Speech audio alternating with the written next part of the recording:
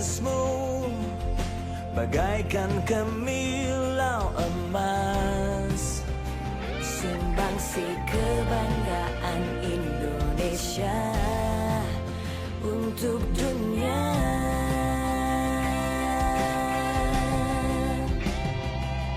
Tetaplah menghijau Kebun sawit di bumi pertiwi. teruslah berkilau, minyak sawitku Menerangi kehidupan, menyinari Indonesia.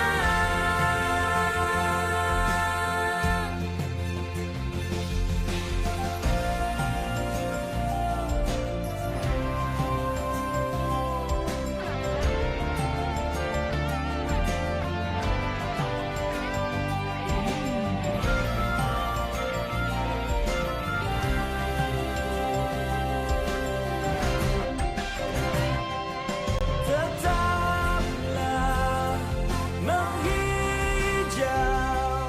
Kebun sawit di bumi pertiwi. Teruslah berkilau,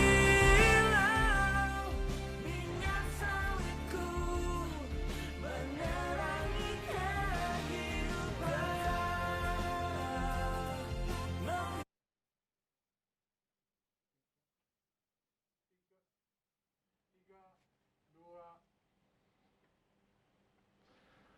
Oke, selamat siang dan salam sejahtera bagi kita semua. Assalamualaikum warahmatullahi wabarakatuh juga. Puji syukur ya, kita ucapkan kehadirat Tuhan Yang Maha Esa, karena hari ini kita semua berada dalam kondisi sehat dan dapat hadir pada acara yang sudah kita tunggu-tunggu semua, yaitu RSPO Virtual Tour Exploring the Different Side of Palm Oil. Dan tadi aku lihat, wah macam-macam nih yang datang nih. Ada yang dari perusahaan, ada yang dari KUD, ada yang dari mahasiswa, ada yang dari Jogja, Kalimantan, bahkan tadi aku lihat ada yang dari Malaysia ya. Wah, senang sekali nih udah kehadiran semua orang yang sangat antusias untuk mengikuti virtual tour kita hari ini. Dan saya dan teman-teman yang bertugas di studio ya dari kantor RSPO di Jakarta, sekarang kita semua sudah melakukan tes antigen, hasilnya alhamdulillah negatif. Jadi saya mohon izin nih untuk membuka masker, karena ternyata kalau ngomong pakai masker lumayan juga ya. Nah teman-teman, salam kenal, saya Iben dari Sebumi yang akan memandu acara hari ini. Dan pertama-tama saya ingin mengucapkan selamat datang kepada rekan-rekan penyelenggara dan kolaborator acara ini, antara lain seluruh jajaran Roundtable on Sustainable Palm Oil, Interchurch Organization for Development Organization atau ICCO, Bumi Tama Guna Jaya Agro atau BGA, dan juga Sawit Sumber Mas Sarana SSMS, serta Borneo Orangutan Survival Foundation atau BOSF yang sudah hadir, serta special guest kita hari ini ada juga loh Andovida Lopez, Indonesian Youth Influencer, dan juga Ai Natasha, Miss Ecotourism Indonesia. Selamat datang juga kepada Dr. Inke van der Sluis, Director Market Transformation RSPO, serta Bapak Profesor Dr. Bungaran Saragih, selaku Chairman of Borneo Orangutan Survival Foundation. Saya juga ingin mengucapkan terima kasih dan selamat kepada semua peserta yang sudah hadir ya, yang telah menyempatkan untuk bisa ikut virtual tour hari ini. Hari ini bertepatan banget dengan Hari Sawit Nasional, dan kita akan mengajak semua peserta untuk berpartisipasi dalam acara virtual tour ke perkebunan sawit nih. Jadi walaupun masih pandemi, walaupun sudah mulai relax nih, tapi kita masih ya untuk menjaga-jaga, kita virtual dulu. Dan kita akan melihat bukan hanya perkebunan, tapi juga area konservasi orang utan di Kalimantan Tengah. Jadi kita akan jalan-jalan nih secara virtual ke kebun sawit dan tempatnya orang utan. Pastinya seru banget kan teman-teman? Di tengah pro dan kontra sawit ya. Kita akan mencoba melihat sebuah alternatif solusi nih, yang kita juga akan mencari tahu apa benar ada praktek minyak sawit berkelanjutan atau yang ramah lingkungan. Dan bagaimana sih prakteknya? Dan kita akan melihat langsung dari industri sawit di Indonesia ya, yang sudah mulai melakukan upaya melestarikan lingkungan dan memberikan dampak positif terhadap sosial masyarakat yang ada di sekitar kebun. Dan sebelum memulai acara virtual tour hari ini, saya juga ingin mengucapkan selamat Hari Sawit Nasional sekali lagi untuk kita semua, karena ini banyak banget nih pelaku ekosistem industri sawit yang hadir di acara virtual kita siang ini. Harapan saya dari Sebumi dan juga teman-teman yang ada di studio ingin melihat industri sawit di Indonesia ini memberikan lebih banyak lagi dampak positif, bukan hanya bagi masyarakat tapi juga buat lingkungan. Dan kita juga tahu kita sedang ada di dalam kondisi perubahan iklim dan krisis iklim, bagaimana industri kita ini bisa lebih memberikan kontribusi positif ya untuk mengurangi laju dari perubahan iklim yang ada. Nah, teman-teman bisa juga ya tuliskan nih, dari tadi aku udah lihat di kolom chat rame banget, seru banget. Boleh ya tulisin apa sih harapan teman-teman semua terhadap industri sawit Indonesia di masa depan. Oke deh, kalau gitu boleh sambil diketik. Tanpa berlama-lama, langsung aja yuk kita mulai untuk rangkaian acara kita hari ini. Dan untuk memulai, akan ada opening dari perwakilan RSPO, langsung oleh Ibu Tiur Romandang, selaku Director of Assurance RSPO dan Acting Director of RSPO Indonesia. Selamat siang, Bu Tiur. Silakan, Bu Tiur, kami persilakan untuk membuka dan memberikan opening speech untuk acara kita siang ini. Selamat siang, terima kasih untuk teman-teman sebumi. Selamat siang Bapak Ibu, seluruh peserta, teman-teman kalangan dunia pendidikan, dan juga rekan-rekan muda di Indonesia maupun di luar Indonesia. Selamat datang di Virtual Tour RSPO.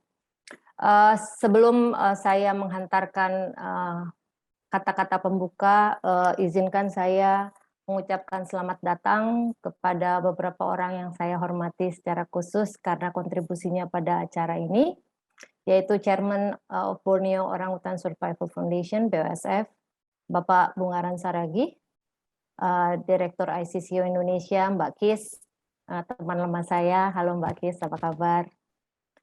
Lalu ada Deputy Head of Corporate Sustainability Bumi Tama Guna Jaya Agro, Bapak Agam. Barusan beliau ada meeting juga sama saya, ketemu lagi di sini Pak Agam. CEO Sumbermas Sarana, Sawit Sumbermas Sarana, Pak Fala, sudah lama kita tidak bertemu. Lalu CEO BOSF, Bang Jamartin, saya biasa panggil Bang Martin. Selamat datang dan beliau juga akan menjadi salah satu narator dalam acara kita hari ini. Lalu juga selamat datang kepada partisipasi lainnya, perwakilan dari pemerintah Indonesia jika ada, lalu ada perwakilan komunitas penggiat lingkungan maupun sosial, Bapak Ibu dari jurnalis maupun media, dan tentu para rekan-rekan mahasiswa dari seluruh wilayah Indonesia maupun Asia Pasifik lain yang berminat untuk hadir di acara kita. Saya akan mulai dengan berbagai pandangan saya tentang sawit selama bekerja 6 tahun di RSPO, di mana hingga saat ini industri kelapa sawit masih mendapatkan persepsi yang tidak terlalu baik dari berbagai pihak, termasuk pemerhati lingkungan dan sosial, baik nasional maupun internasional, pemerintah dari berbagai negara maupun masyarakat yang menjadi konsumen produk kelapa sawit dan juga turunan-turunannya. Sayangnya selain fakta tentang isu-isu negatif yang saya tidak bisa hindari memang ada, banyak pihak yang belum mengetahui bahwa ada sejumlah pelaku industri sawit yang sudah dan mulai menunjukkan komitmennya terhadap keberlanjutan dan praktek bisnis yang baik sesuai dengan prinsip-prinsip keberlanjutan.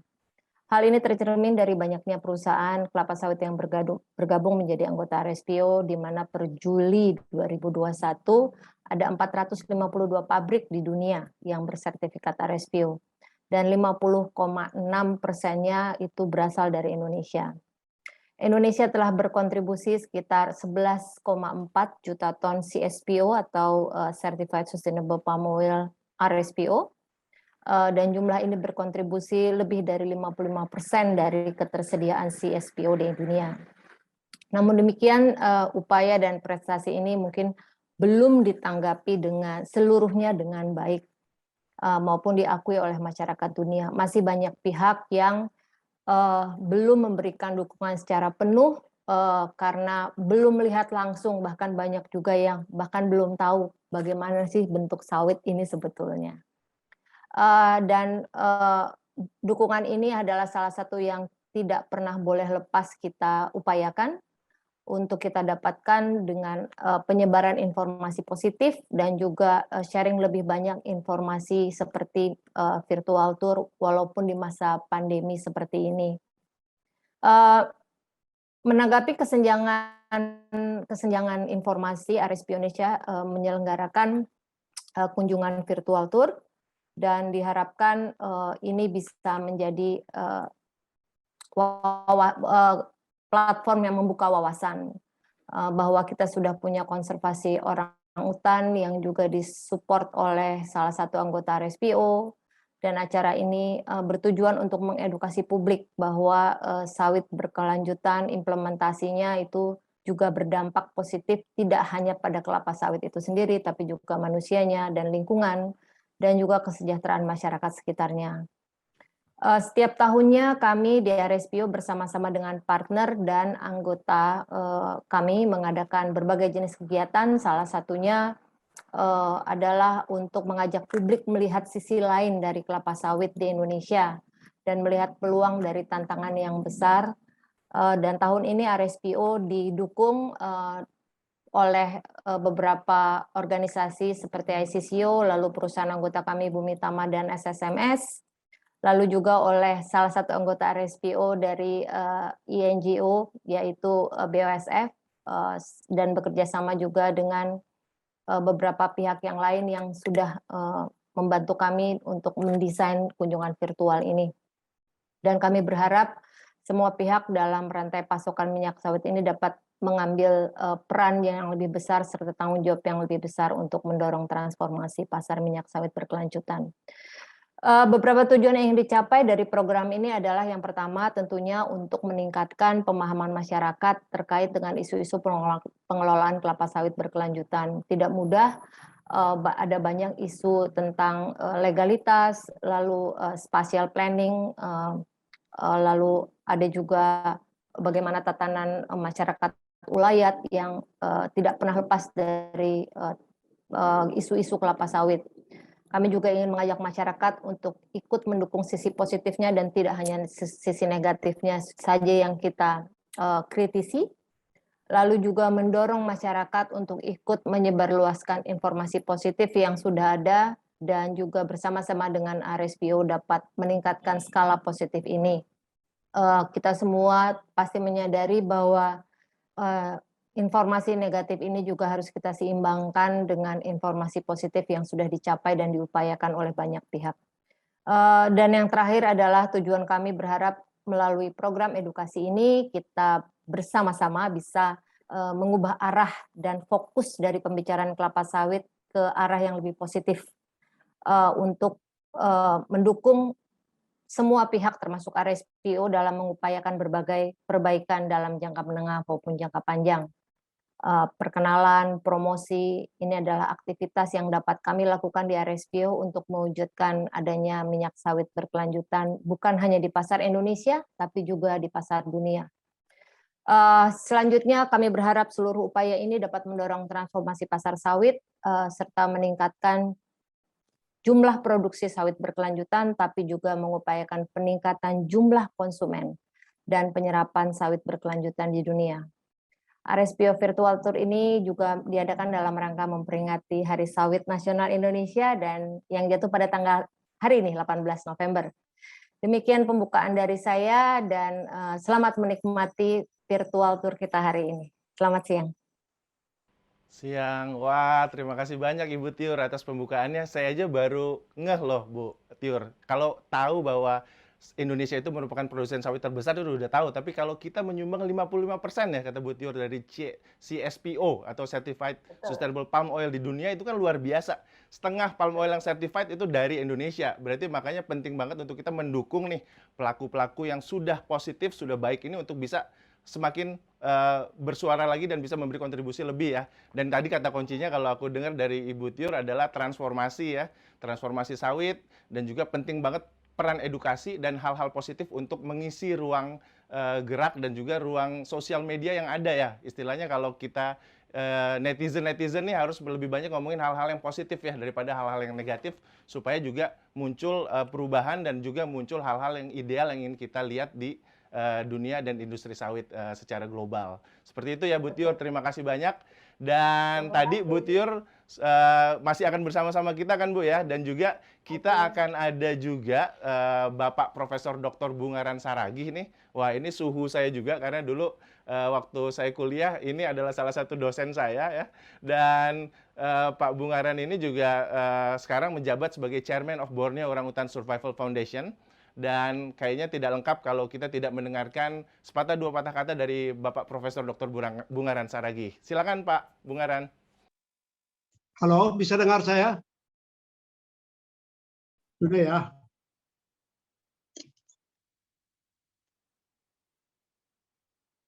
Horas. Selamat siang, Bapak Ibu sekalian. Direktur Market Transformation Dr. Inke van der Sluis. Direktur RSPO Indonesia, Ibu Tio Rumondang. Direktur ICCO Indonesia, Ibu Kiswara. Director of Certification and Safety Compliance, Department Head Bumi Tama Gunajaya Agro, Bapak Agung Patrohman.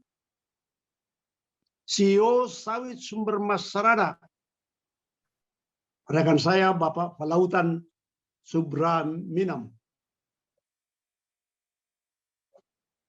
CEO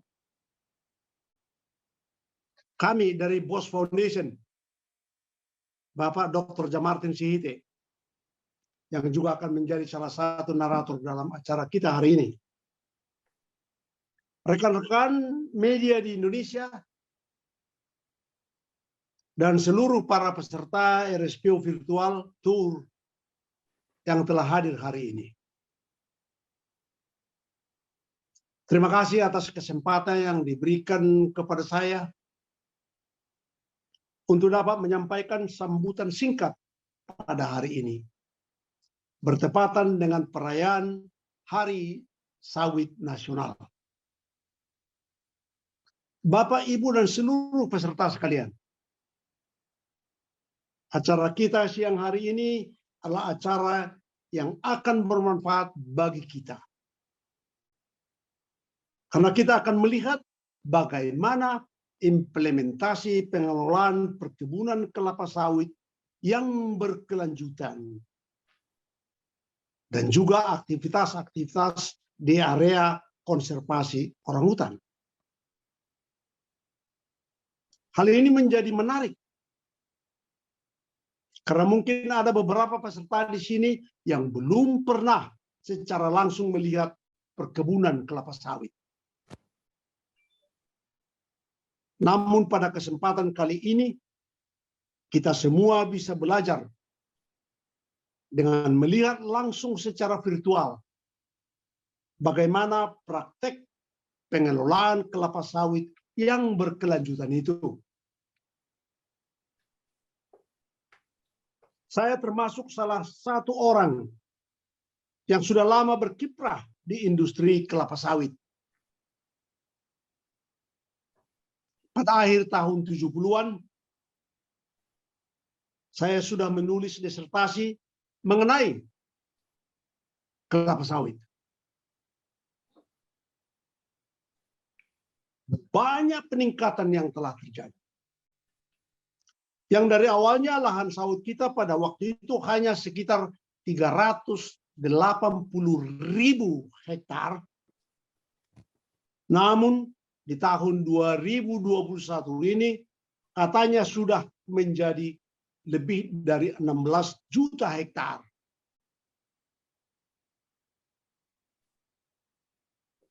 Bahkan saat ini Indonesia telah menjadi negara dengan industri sawit nomor 1 di dunia.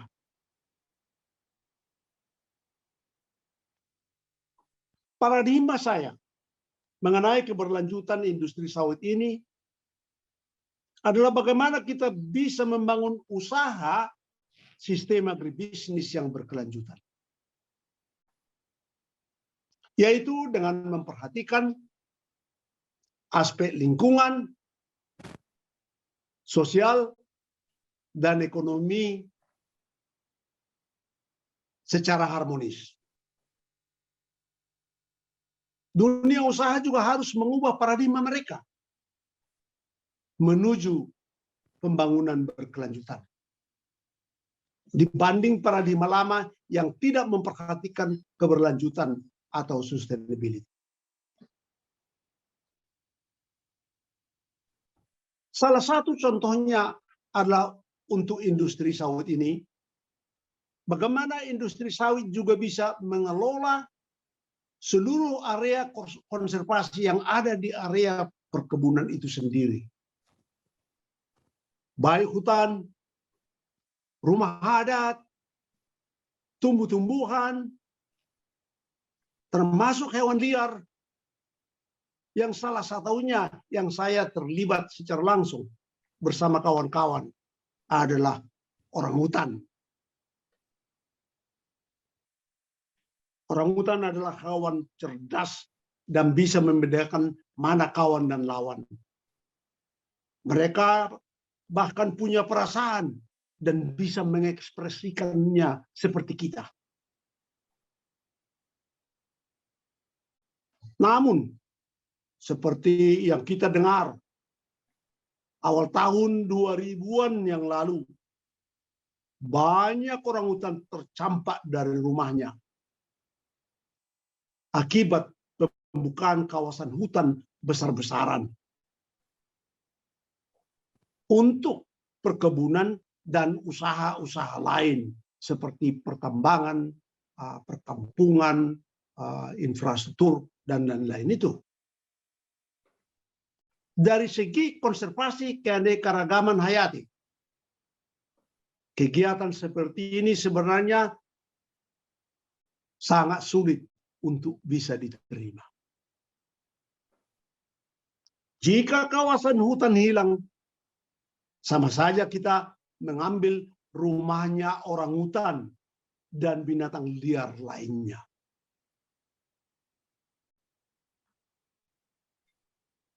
Sejak saya pensiun,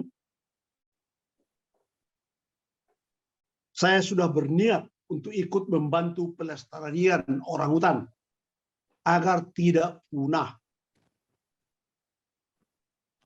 Bersama Borneo Orangutan Survival Foundation, BOSF, kami bekerja sama dengan masyarakat setempat. Pemerintah Indonesia, partner kita yang sangat baik, dan masyarakat internasional yang sangat suportif untuk mencegah kepunahan dan melestarikan orangutan dan habitatnya di Kalimantan, terutama di Kalimantan Tengah dan Timur.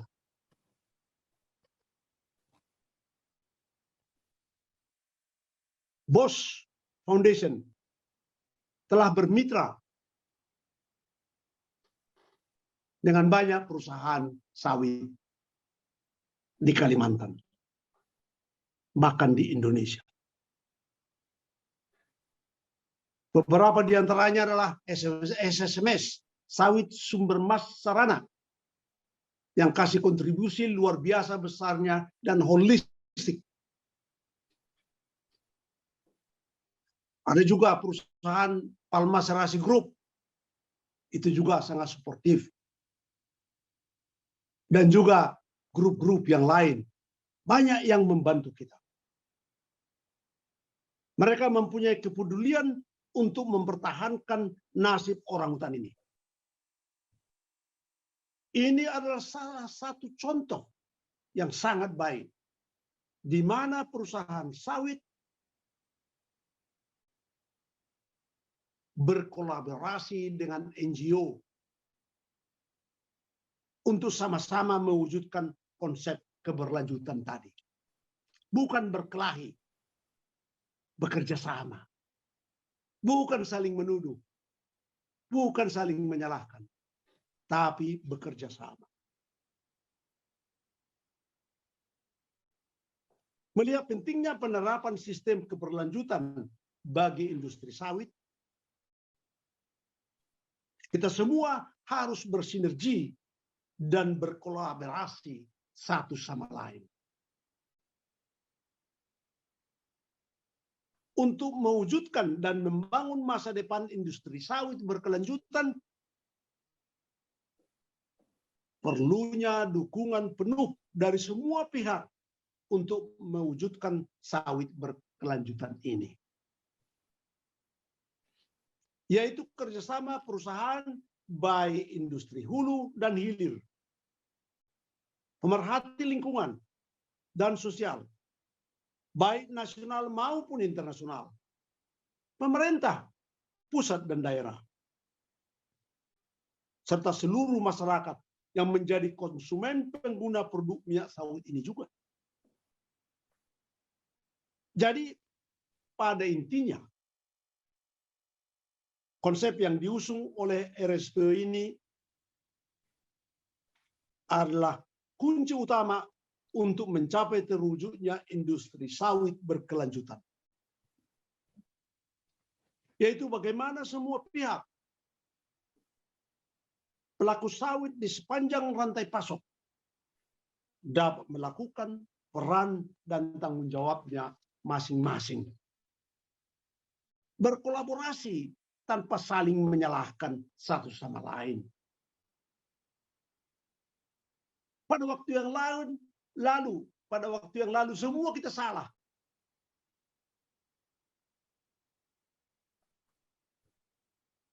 Makanya kita koreksi paradigma pembangunan menjadi paradigma pembangunan yang berkelanjutan.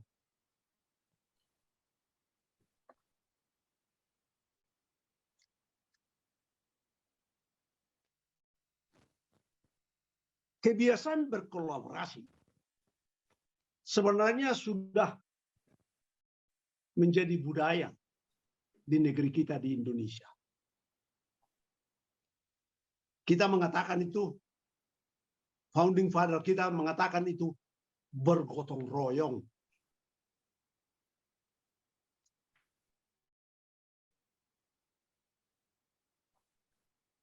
Kalau kita semua bisa bekerja sama dan berkolaborasi,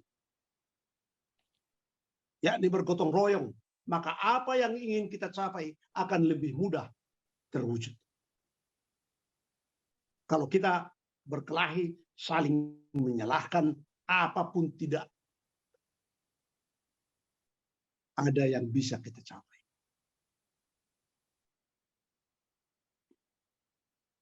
Akhir kata, saya ucapkan selamat Hari Sawit Nasional. Selamat berkeliling di perkebunan kelapa sawit yang berkelanjutan.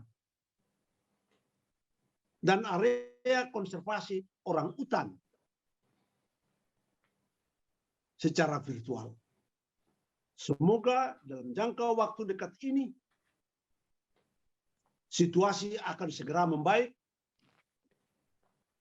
dan kita punya kesempatan untuk melakukan kunjungan tidak virtual tetapi secara fisik.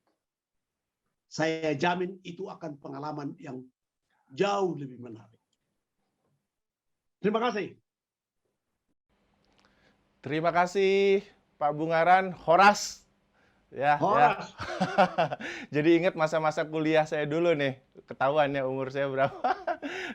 Terima kasih banyak Profesor Bungaran Saragi atas kata pembukanya yang sangat inspiring ya.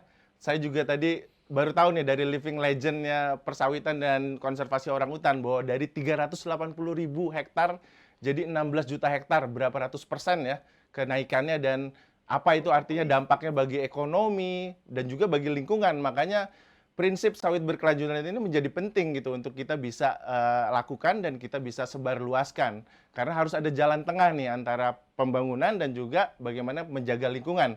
Karena pada akhirnya kita hidup di bumi yang satu ya, Prof ya. Tadi bukan hanya kita, ada juga orang utan, ada juga banyak sekali ekosistem ini memberikan daya dukungnya buat manusia juga, sehingga kalau kita tidak berkolaborasi, tadi kata kuncinya, dan bersinergi, maka itu akan menimbulkan sesuatu yang mungkin tidak ideal atau bahkan menimbulkan efek negatif. Untuk bisa menjadi positif, maka kita perlu sinergi, kolaborasi dalam rangka bertransformasi. Seperti itu, dan untuk kita lihat seperti apa sih transformasi, sinergi, kolaborasi yang sudah disebut-sebut tadi oleh Bu Tiur dan Pak Bungaran. Makanya kita langsung saja ya, pasti udah nggak sabar, pingin lihat seperti apa implementasi dari kata-kata yang tadi disebutkan di pembukaan. Tapi sebelum kita mulai, saya mau ingatkan nih kepada audiens, karena kita juga udah kehadiran banyak sekali Indonesian speaking audience ya. Ada teman-teman dari Malaysia, Singapore, China ya. So please do click ya on the bottom side of your Zoom screen. There's a globe icon if you use your laptop or your computer, and then you can change the language interpretation into English or Chinese, okay? And then you can also mute the original audio if you have chosen your preferred language, okay? So if you have done it, so I think we are all set to start our virtual tour with the title of Exploring a Different Side of Palm Oil. Dan teman-teman semua, jangan lupa juga ya, udah teman-teman yang udah berpartisipasi ya, untuk terus mengikuti acara kita sampai selesai. Dan teman-teman yang sudah hadir ya, kita akan membahas nih tadi yang udah disebutkan oleh Pak Bungaran, sesuatu yang hot gitu ya. Seringkali kita ngelihatnya berkelahi, tapi ternyata enggak selalu seperti itu ya. Bahwa pro kontra ini ternyata ada juga yang berbeda nih. Apa yang akan kita bahas sepanjang perjalanan kita bakal mencari tahu lebih dalam kelapa sawit yang merupakan isu global yang juga banyak sekali ada di Indonesia. Coba nih, tapi sebelum kita mulai nih, tadi aku lihat chatroom udah rame. Teman-teman kalau dengar kata sawit, what is the first thing that comes to mind sih? Apa yang pertama kali kepikiran kalau dengerin kata sawit? Boleh nggak diketik di kolom chat? Ada apa aja nih ya? Pasti menimbulkan berbagai ide ya. Minyak goreng, oh langsung ini pasti suka makan yang bilang minyak goreng ya. Minyak gorengan abang-abang, wah luar biasa. Dan tentu saja nih teman-teman semua ya, kita akan lihat nih ternyata minyak sawit itu bukan hanya gorengan loh, jauh lebih dalam dari itu. Tapi sebelum kita mulai jalan-jalan nih, di perjalanan hari ini, saya nggak akan sendirian. Kalau nggak nanti capek juga ya kalau sendirian nemenin 2 jam. Karena kita hari ini sudah akan ditemani oleh para narator yang seru-seru ya, kompeten pastinya, dan juga keren-keren. Langsung aja nih, aku kenalin ya teman-teman ada siapa aja. Yang pertama nih, ada dari Roundtable on Sustainable Palm Oil sendiri atau RSPO. Kita udah kedatangan Pak Imam A.L. Marzuk selaku Senior Manager of Global Community Outreach and Engagement. Selamat siang, Pak Imam. Selamat siang, hai semua. Saya Imam dari RSPO. Jadi RSPO adalah satu organisasi internasional yang berbasis keanggotaan dan dia melibatkan berbagai pemangku kepentingan di industri kelapa sawit.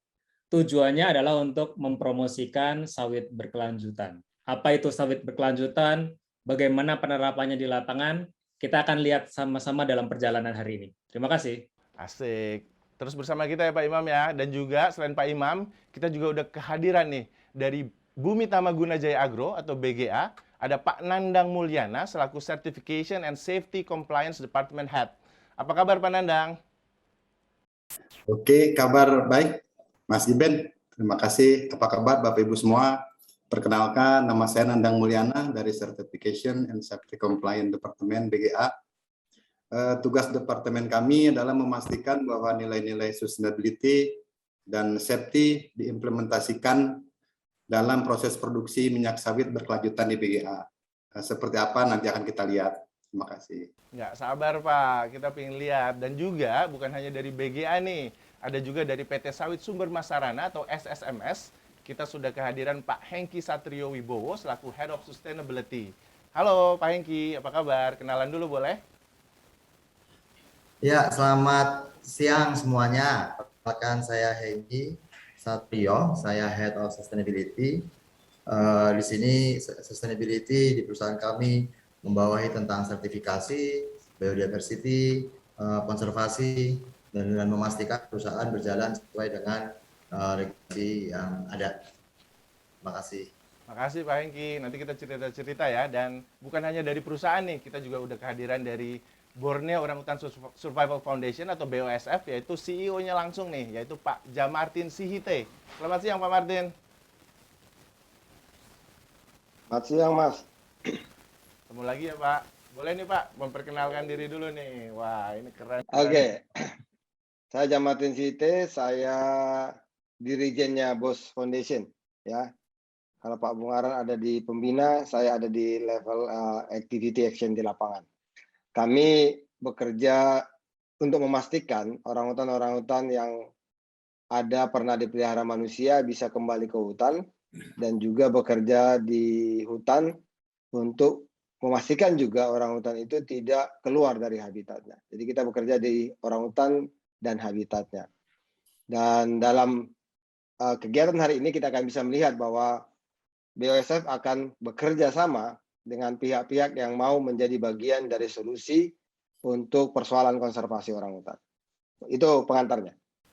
Wah, menarik banget ya, baru dengar pengantarnya aja. Kita tunggu, Pak.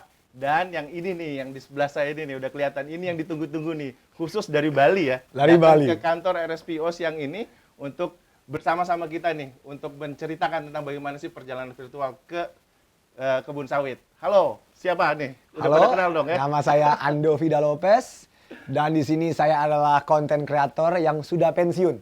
Iya, jadi di sini bareng-bareng ayo kita virtual tour mengenal lebih lanjut tentang kelapa sawit yang berkelanjutan. Sip, Itu dia. terus bab dulu dong. Let's go. Ah. Oke, kalau gitu. Udah pada kenalan ya sama para narator kita. Thank you yang teman-teman yang sudah hadir, para narator khususnya. Dan kami imbau nih teman-teman untuk menggunakan headset ya, bagi yang memiliki headset di rumah, supaya pengalaman audiovisualnya makin maksimal. Cari posisi paling nyaman, perjalanan kita cukup panjang, siapin cemilan juga boleh, supaya lebih enjoy. Dan jangan lupa, kalian semua bisa posting acara ini di Instagram Story. Ingat tadi, kata Bu Tiur, yang positif-positif harus disebarluaskan ya. Dan caranya gimana? Buat hashtag RSPO Virtual Tour atau hashtag Sustainable Palm Oil, hashtag Generasi Sawit Baik, dan tag juga IG @support_sustainable_palm_oil, dan juga IG dari @sebumi.id, IG yis.indonesia, dan juga bisa tag IG dari @andovidalopez ya, dan juga INTSA atau Natasa, salah satu influencer juga yang menyemarakan kita kegiatan kita hari ini. Nah, nanti 5 postingan menarik akan mendapat hadiah dari panitia. Oke, jangan lupa ya. Jadi stay tune terus. Nah, kalau udah pada siap, kita langsung lihat video pembuka berikut ini. Silakan.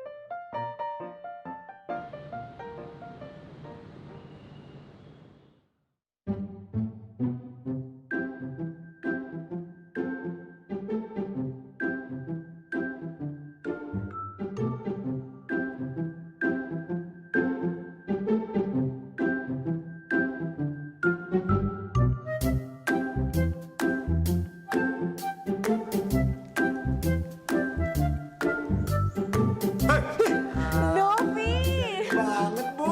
ngagetin aja lu. Dari mana? Dari rumah. Oh, jam segini baru keluar rumah. Iya, nama juga anak muda. Lu serius banget main laptop? Iya nih, gue lagi ngejar tugas akhir gue. Terus tadi kayak sambil baca komen-komen netizen yang kreatif-kreatif, tapi pedes banget. Netizen tuh emang selalu kreatif. Bang, gue salah bang. Iya, kayak lu kan. Nah, usah dengerin netizen, udah. Dan BTW, gue denger lu baru dari Kalimantan kan? Iya, gue baru pulang. Ya ngapain lu jauh-jauh ke Kalimantan? Mau lihat ibu kota baru kita? Hah? Jauh dibilangin, mana ada jauh Kalimantan. Lagian kan gue lagi target buat lulus tahun ini. Jadi ya mau pandemi atau enggak, tetap kerjain tugas akhir. Biar kayak lu bisa kerja terus konten terus. Iya, gue kan konten demi generasi penerus bangsa. Oke? Tapi kan lu sekarang juga zaman sekarang 2021, nggak usah lu tunggu lulus baru kerja. Enggak, lu bisa kerja sambil kuliah, ngasilin duit. Bisa. Harapannya sih gitu. Iya deh. Lu udah pesen makan atau minum? Udah, tadi pas gue masuk langsung pesen makan. Gue bagi ya kentangnya. Udah makan aja. Oh ya Dov, gue tuh sebenarnya pengen share satu nih. Gue punya topik penelitian ini, itu kayak seru banget. Dan ini tuh kayak lebih ke konten kreatif, terus kritis gitu, cocok buat lu. Dan pastinya hot issue. Tebak apa? Hot issue. Pernikahan artis. Basi kali, pernikahan mulu. Coba. Penceraian artis. Yang kalau nggak nikah cerai yang lain dong. Podcast tentang penceraian dan pernikahan artis. Itu ya? Ya, itu dia. Enggak Dovi, yang lain. Udah, gue nggak tahu. Tentang apa? Pasti lu kaget. Tentang kelapa sawit ramah lingkungan. Gimana? Oke, itu ya. Hot issue nggak tuh? Ya hot, ya gue nggak tahu hot atau enggak ya. Tapi ya tunggu, emang ada kelapa sawit yang ramah lingkungan? Hah? Setahu gue kan kelapa sawit kan selalu beritanya negatif, ya nggak? Pembakaran hutan lah, penggusuran lahan. Ini apa? Habitat di sekitarnya itu jadi hilang. Contoh orang hutan, binatang-binatang sekitarnya, spesies-spesiesnya kan selalu berita tentang kelapa sawit itu negatif. Ya gitu deh Dov. Kayak hot issue ini kan kayak bikin dilema ya, apalagi soal kelapa sawit. Cuman karena pro dan kontranya ini ya, dari yang gue dapet, dan gue pasti sih, lu juga pasti berkali-kali pakai produk kelapa sawit kan. Coba pikirin. Gua pakai Inget-inget produk kelapa lagi. sawit. Iya. Tunggu, enggak. Emang so tau, emang lu tahu gue ngapain? Emang lu tahu sehari-hari gue ngapain? Enggak ada. Dovi, dibilangin ngeyel. Ya iyalah, emang tadi pagi lu nggak mandi? Lu mandi nggak pakai sampo gitu, pakai sabun, terus gigi, terus skincarean. Oke, ya jelas gue bangun pagi, lihat HP, kamar mandi pakai sampo, pakai sabun, habis itu gue sikat gigi. Tapi apa hubungannya ini semua dengan kelapa sawit, Ai? Apa hubungannya? Kan, lu nggak tahu kan?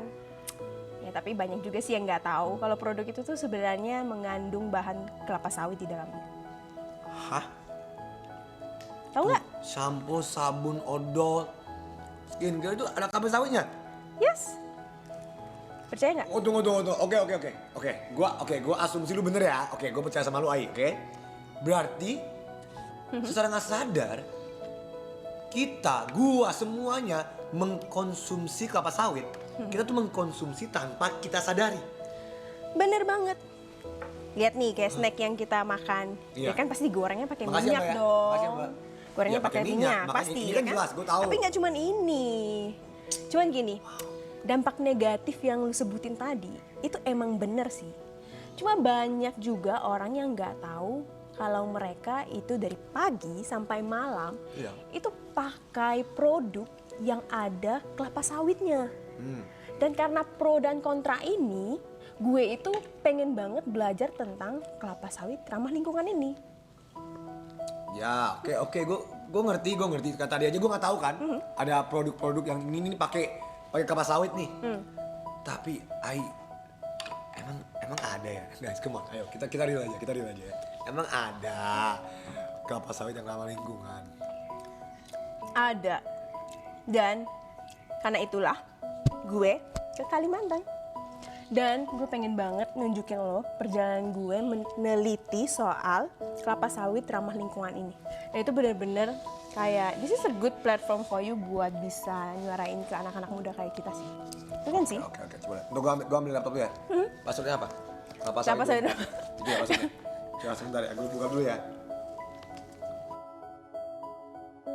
Di tengah kontroversi yang ada tentang sawit, muncul pertanyaan, apakah emang ada sawit yang dikelola secara berkelanjutan, yang berdampak positif bagi sosial ekonomi masyarakat, dan yang sejalan dengan pelestarian lingkungan? Sebagai generasi pemuda yang kritis, kita nggak boleh hanya bisa berkomentar, tapi juga harus mencari dan memberikan solusi. Kita nggak bisa hidup tanpa sawit, karena itu praktek sawit berkelanjutan adalah salah satu solusi yang harus kita usahakan bersama.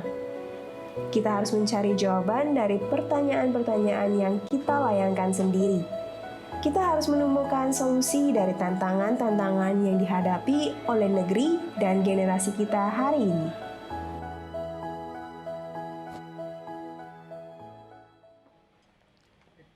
Nah, udah lihat videonya tadi ya? Siapa sih aktornya? Nggak Bagus tahu, banget. kayaknya sih bukan yang ini sih. Soalnya ini. Jadi bener-bener tadi mewakili banget ya anak muda yang kritis, yang selalu bertanya dan mencari solusi itu, Dov. Nah, makanya yang mau kita lihat hari ini adalah dari perjalanan virtual itu adalah jawaban dari pertanyaan kritis tadi. Karena apa? Kalau bicara soal sawit nih, Dov, pastinya ini kan merupakan komoditas andalan di Indonesia ya. Kita kalau jalan-jalan ke Sumatera, ke Kalimantan itu yang dilihat tuh rata-rata sawit gitu ya. Dan tapi di samping jadi komoditas andalan ternyata tadi seperti di video tadi ada pro dan kontranya. Khususnya dampaknya terkait lingkungan. Nah, terkait hal ini saatnya nih Pak Imam dari RSPO yang paling hatam untuk urusan ini mungkin bisa cerita sedikit nih Pak soal dunia persawitan ini seperti apa sih secara umum? Ya, Mas Iben. Sawit sendiri sebenarnya bukan cuman populer di Indonesia, tapi hampir di seluruh dunia. Karena sawit ini merupakan minyak nabati yang paling banyak digunakan di dunia untuk berbagai kebutuhan hidup sehari-hari, kayak makanan, obat-obatan, juga bahan bakar kendaraan. Jadi dari total produksi sawit di seluruh dunia, lebih dari setengahnya, sekitar 58%, itu berasal dari Indonesia. Industri sawit membuka lapangan kerja bagi banyak orang. Di Indonesia saja itu sekitar 8,4 juta orang terlibat di dalam industri ini. Karena itu sawit telah jadi salah satu penopang devisa negara, khususnya di negara-negara berkembang, termasuk seperti negara kita. Dan salah satu hal yang mungkin orang sering tidak sadar, kelapa sawit itu tidak sebatas buat minyak goreng aja. Tadi ada gorengan dan lain sebagainya, tapi tidak sebatas di situ. Separuh dari isi supermarket yang setiap minggu kita kunjungi tanpa kita sadar mengandung sawit. Mulai dari makanan, kosmetik, lalu produk kebersihan yang sering kita pakai sehari-hari dan beberapa produk yang lain. Benar-benar. Dan aku juga sebenarnya baru ngeh banget loh Pak Imam kalau ternyata di rumahku sendiri itu dipenuhi oleh produk-produk sawit. Nah, kalau lo sendiri nggak nih Dov? Nih ada beberapa gambar yang akan muncul ya. Yang akan muncul sekarang nih. Oh, ini muncul nih. Ini tuh. Dari gambar-gambar ini kira-kira ada nggak yang nggak ada sawitnya? Yang mana? Ada yang kosmetik. mana yang nggak ada sawitnya? Yang mana yang nggak ada sawitnya? Ben, karena gue pintar. Gue tahu sekarang kalau semua dari 6 gambar ini nih semua ada sawit. Ya, ini karena ini udah virtual tour kedua kita. Ini ya. virtual tour kedua, jadi udah hatam, udah tahu. Ya. Iya. Nah, teman-teman bener banget tuh. Semua yang ada di sini tuh dari biskuit, foods, ya pasta gigi, pembersih lantai, semuanya ada produk-produk sawitnya. Nah, teman-teman, bukan hanya itu ya. Dan selain produk-produk ini juga, ternyata banyak sekali yang nggak ngeh juga kalau tanaman sawit ini sebetulnya asli Indonesia atau bukan sih gitu. Nah, mungkin Pak Imam yang lebih tahu nih, sebetulnya sawit ini tanaman asli Indonesia atau bukan ya Pak? Jadi sawit sebenarnya bukan asli dari Indonesia. Dia asalnya dari Afrika Tengah. Dan sekitar tahun 1800 ada orang Belanda yang bawa masuk sawit ke Indonesia. Dan ternyata setelah dicoba bisa tumbuh dengan subur. Nah, akhirnya di tahun 1900-an itu mulai dikembangkan perkebunan sawit secara komersial dan terus berkembang di Indonesia sampai akhirnya sekarang Indonesia jadi penghasil sawit terbesar di dunia. Selain di Indonesia, sawit sebenarnya bisa tumbuh di negara-negara tropis lain seperti di Malaysia, Thailand, di Amerika Latin sebagian dan juga di Afrika. Ternyata bukan dari Indonesia ya, tapi beruntungnya di Indonesia ini subur banget ya. Dan akhirnya justru malah sekarang kita menjadi penghasil sawit terbesar. Iya. Tapi gimana sih dari sisi produksi nih? Kalau dari sisi produksi gimana Pak Imam? Produksi sawit kita dibanding negara lain? Kalau kita lihat di data 2019, produksi sawit Indonesia itu 58% dari total produksi sawit global. Itu setara dengan 42,5 juta metrik ton. Cukup berbeda dengan produksi negara tetangga kita Malaysia yang merupakan penghasil sawit terbesar kedua di dunia dengan angka 19 juta metrik ton di 2019. Tapi walaupun Indonesia menghasilkan lebih banyak sawit dibandingkan Malaysia, dari segi produktivitas sawit Malaysia itu 2 kali lebih produktif dibandingkan Indonesia. Nah, di satu sisi mungkin ini terdengar sebagai berita yang kurang menyenangkan ya. Tapi di sisi lain ada peluang untuk mendorong sawit Indonesia lebih produktif lagi ke depan. Luar biasa ya. Berarti dari hasil yang sudah banyak itu masih bisa ditingkatkan lagi produktivitasnya ya. Ya, betul. Mantap. Dan kalau kita bicara soal sawit nih, aku mungkin banyak dari sini ya, yang tadi udah kita bahas juga di awal-awal, berita-berita negatif gitu. Dan ada yang bilang sawit ini salah satu penyebab dari deforestasi, kebakaran, penyebab kepunuhan orang utan dan satwa lain. Ada juga yang banyak mengatakan sawit ini rawan banget sama konflik dengan masyarakat lokal. Dan juga impact-nya apa? Banyak yang mendorong orang-orang untuk beralih ke minyak nabati yang lain yang bukan sawit. Nah, itu gimana tuh pandangannya Pak Imam? Itu Mas Iben, memang isu-isu yang sering banget kita lihat dan dengar ya di berbagai media massa atau sosial media, karena memang sekarang eranya demikian. Bahkan ada juga yang menyuarakan untuk beralih ke minyak nabati yang lain. Tapi kalau kita pikir lagi, beralih ke minyak nabati yang lain sebenarnya justru menciptakan masalah baru. Bisa jadi bahkan lebih besar daripada yang dihadapi sawit sekarang. Karena pada kenyataannya minyak sawit ini termasuk minyak nabati yang paling produktif, menggunakan lahan paling sedikit dibandingkan minyak nabati yang lain, dan harganya relatif lebih murah. Misalnya, untuk menghasilkan 1 ton minyak sawit, itu cuma perlu 0,25 hektar lahan. Jauh lebih sedikit dibandingkan minyak bunga matahari yang perlu 1,43 hektar. Atau 5 kali lahan yang diperlukan untuk sawit.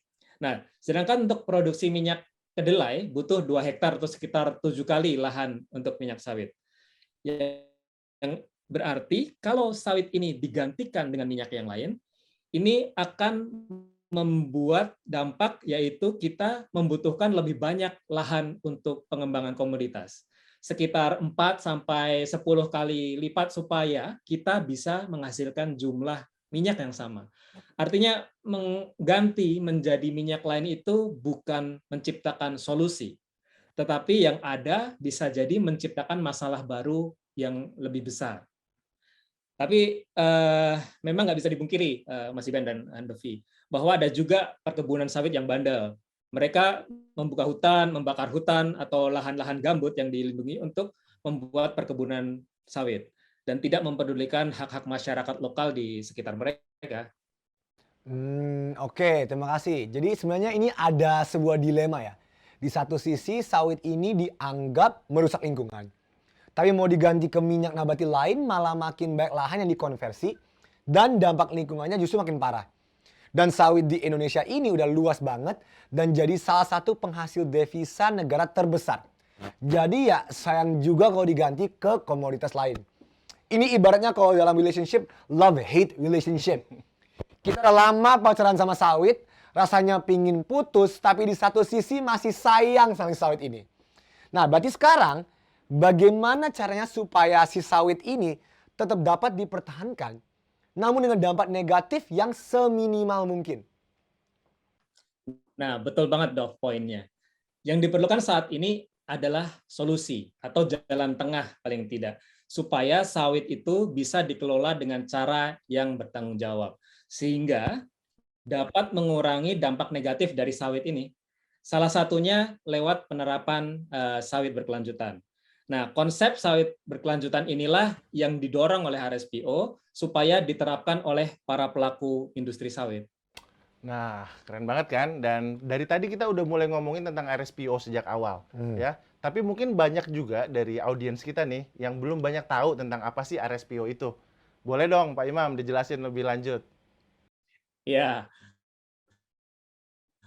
Mas Iben, kalau publik awam biasanya mendengar RSPO pertama kali itu dikira rumah sakit, karena di Jakarta ada RSPI ya.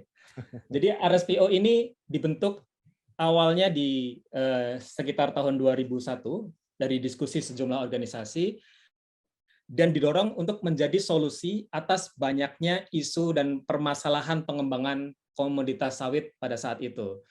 RSPO secara sederhana adalah organisasi nirlaba yang menyatukan berbagai pemangku kepentingan di industri kelapa sawit. Jadi ada 7 sektor utama. Produsen atau growers, ini termasuk perusahaan perkebunan maupun petani ya. Memang sama-sama menghasilkan tetapi skalanya yang membedakan. Yang kedua adalah perusahaan yang mengolah atau memperdagangkan minyak sawit.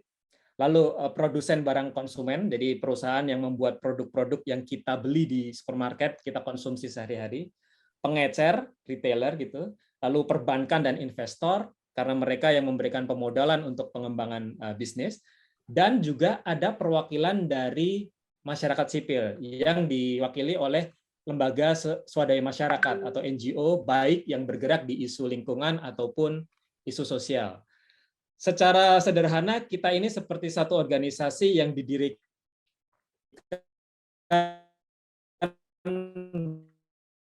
bersama oleh beberapa pihak yang sama untuk mengembangkan dan menerapkan standar global untuk mewujudkan sawit berkelanjutan agar dapat membantu untuk meminimalkan dampak negatif dari sawit terhadap lingkungan dan masyarakat. Jadi seiring waktu saat ini RSPO sudah berkembang pesat dan jumlah anggotanya lebih dari 5.000 anggota yang tersebar di lebih dari 100 negara. Semua anggota RSPO berbagi tanggung jawab dan perannya untuk mencapai visi bersama. Visinya adalah mentransformasi pasar untuk menjadikan sawit berkelanjutan sebagai norma. Salah satu cara untuk mewujudkan visi ini melalui penerapan konsep shared responsibility atau berbagi peran dan tanggung jawab bersama. Jadi ketujuh sektor atau ketujuh kategori keanggotaan RSPO yang kita bisa lihat pada slide di layar, mereka punya kewajiban untuk berkontribusi dan bertanggung jawab secara bersama-sama dengan perannya masing-masing untuk mewujudkan sawit berkelanjutan yang ramah lingkungan juga ramah sosial. Oke, begitu. Tapi aku belum terlalu familiar dengan sawit berkelanjutan. Emangnya ada ya sawit berkelanjutan? Apa bedanya sawit biasa sama sawit berkelanjutan? Bagus, Don, poinnya. Secara garis besar, sawit berkelanjutan ini adalah sawit yang tidak merusak lingkungan dan menghormati hak-hak sosial masyarakat maupun pekerja. Jadi dalam hal ini, tidak boleh suatu industri itu melakukan deforestasi, menanam di lahan gambut, menggunakan api untuk membersihkan lahan, dan harus memastikan agar kesejahteraan pekerja dan masyarakat di sekitar mereka bisa terjaga. Di dalam standar yang dikembangkan oleh RSPO, ada 7 prinsip utama yang mengusung keseimbangan dari 3 aspek. Aspek pertama adalah prosperity, kesejahteraan. Yang kedua adalah aspek sosial. Dan yang ketiga adalah aspek lingkungan. Jadi ketujuh prinsip itu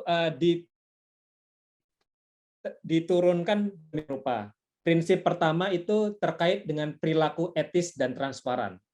Prinsip kedua bicara tentang beroperasi secara legal dan menghormati hak lokal setempat.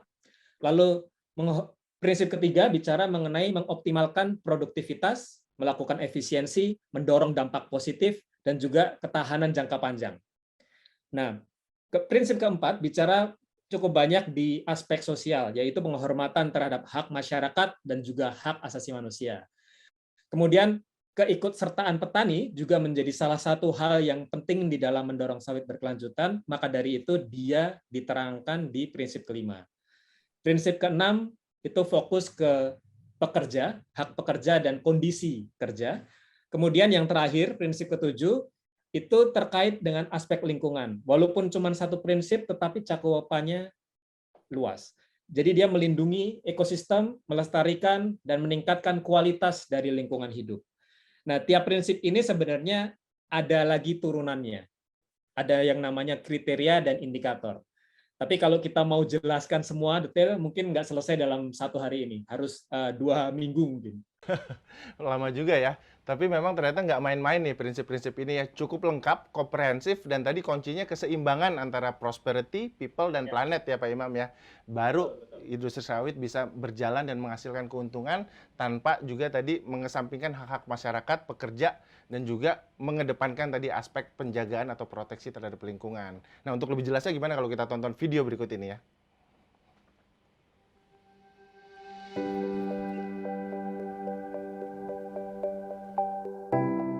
When grown according to RSPO standards, a space is created where oil palm agriculture, the environment, and local communities can coexist in harmony.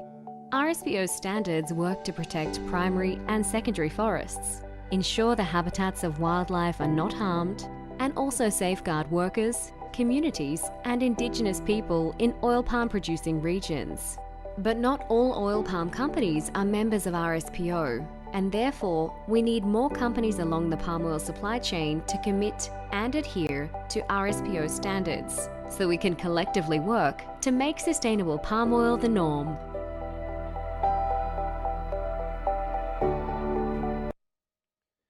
Wow, oke, menarik, video sangat menarik. Tapi gua baru kepikiran nih, Bet ya. Adanya anggapan negatif ini bukan karena sawitnya, tapi karena cara dan pengelolaannya yang kadang mengorbankan alam dan lingkungan. Makanya ada sawit berkelanjutan untuk mengeliminasi hal-hal tersebut. Betul, dan karena itu kita ada di sini nih, kita bakal jalan-jalan secara virtual untuk melihat secara langsung bagaimana sih praktek pengelolaan sawit yang berkelanjutan. Nah, udah nggak sabar dari tadi kita ngobrol-ngobrol terus, kita segera move aja yuk. Dan kita berangkat nih dong. Nah, ini dia yang gue tunggu-tunggu. Udah nggak sabar ya, mau lihat langsung bagaimana sawit berkelanjutan itu. Apalagi sebelum virtual tour ini, gue juga sempat dikasih, nah ini, apa nih, udah siap-siap nih, bawa apa, lihat deh. Udah bawa semua nih barang-barangnya nih. Itu Betul, dia. karena kita harus siap nih kalau kita jalan-jalan teman-teman. Karena bukan apa-apa nih, seringkali kita kalau jalan-jalan itu kan juga bikin sampah ya. Makanya kita harus menyiapkan banget hal-hal yang harus kita bawa dan tidak perlu kita bawa kalau kita mau jalan-jalan. Apalagi ke lokasi yang sifatnya alami. Ya. Gitu teman-teman, kita punya prinsip yang namanya Zero Waste Journey ya. Sebelum kita jalan-jalan, prinsip-prinsip ini harus diterapkan dan meminimalisir penggunaan atau penghasil sampah gitu ketika kita berjalan-jalan. Betul. Setuju ya, Dov ya? Setuju. Kalau gitu Dov, kita langsung aja yuk, udah siap, all set, udah pack, let's go. Ini dia, sekarang kita ke Soekarno-Hatta International Airport, ya di Tangerang, kita ke Tangerang dulu nih ya. Betul. Nyampe nih. Betul. Dari sini, dari bandara ya, perjalanan kita ini akan menempuh kurang lebih sekitar 2 jaman aja, 1,5 jam sampai ke Palangkaraya ya. Sampai? Betul. Dan kita akan berkunjung nanti ke perkebunan PT Windu Nabatindo Lestari atau WNL, anak perusahaan dari PT Bumi Tama Guna Jaya Agro, atau sering dikenal sebagai BGA. Nah, itu lokasinya tuh, Dok. Oke, bagus sekali. Dan kita akan melihat nanti langsung bagaimana pengelolaan kelapa sawit berkelanjutan dari kebun dari PT WNL ini. Setelah dari situ, kita akan nanti kembali ke Palangkaraya ya. Itu jalurnya, kita balik lagi ke Palangkaraya. Dan kita akan menuju ke Desa Pilang, di mana di desa ini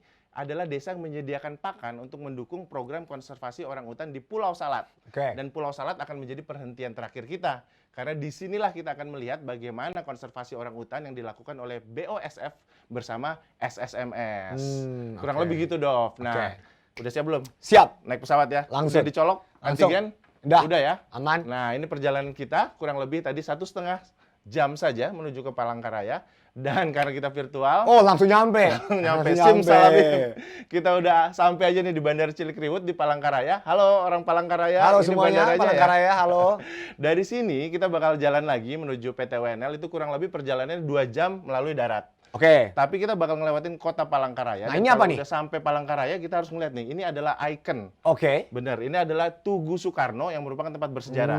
Karena Tugu ini dulu didirikan juga untuk menandakan pembentukan kota Palangkaraya. Karena pada waktu itu Bung Karno punya niat nih untuk memindahkan ibu kota ke Palangkaraya.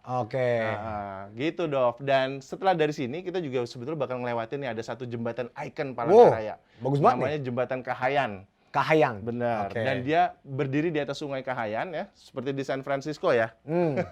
Dan ini menggunakan struktur lengkung ya, dan sangat bermanfaat untuk mendukung transportasi masyarakat yang ada di Palangkaraya. Nah, siap-siap ya, kita akan terus jalan dari Palangkaraya. Suasana kota udah mulai nih berganti ya. Suasana yang khas Kalimantan, ada sungai ya, ada hamparan tanah gambut, terkadang hutan. Kita akan melalui pemukiman-pemukiman, Dov. Nah, ini jujur ya Ben ya, kalau gua ngelihat hutan dan gambut, jadi inget soal kontroversi sawit yang sering dikaitkan dengan membuka hutan dan gambut untuk meningkatkan produktivitas mereka yang pada akhirnya justru merusak hutan dan gambut. Nah, makanya pas gue kemarin baca soal impres moratorium sawit, gue lega karena lahan sawit di Indonesia ini udah luas banget sampai sekitar 26 juta hektar, 16 juta hektar, lebih yang tersebar di 26 provinsi. Jadi dari yang gue baca, alih-alih buka lahan baru buat ningkatin hasil, lebih baik memaksikan lahan yang ada untuk meningkatkan hasil tersebut. Apalagi dari penyampaian Pak Imam tadi, sawit berkelanjutan itu justru harus melindungi hutan dan gambut.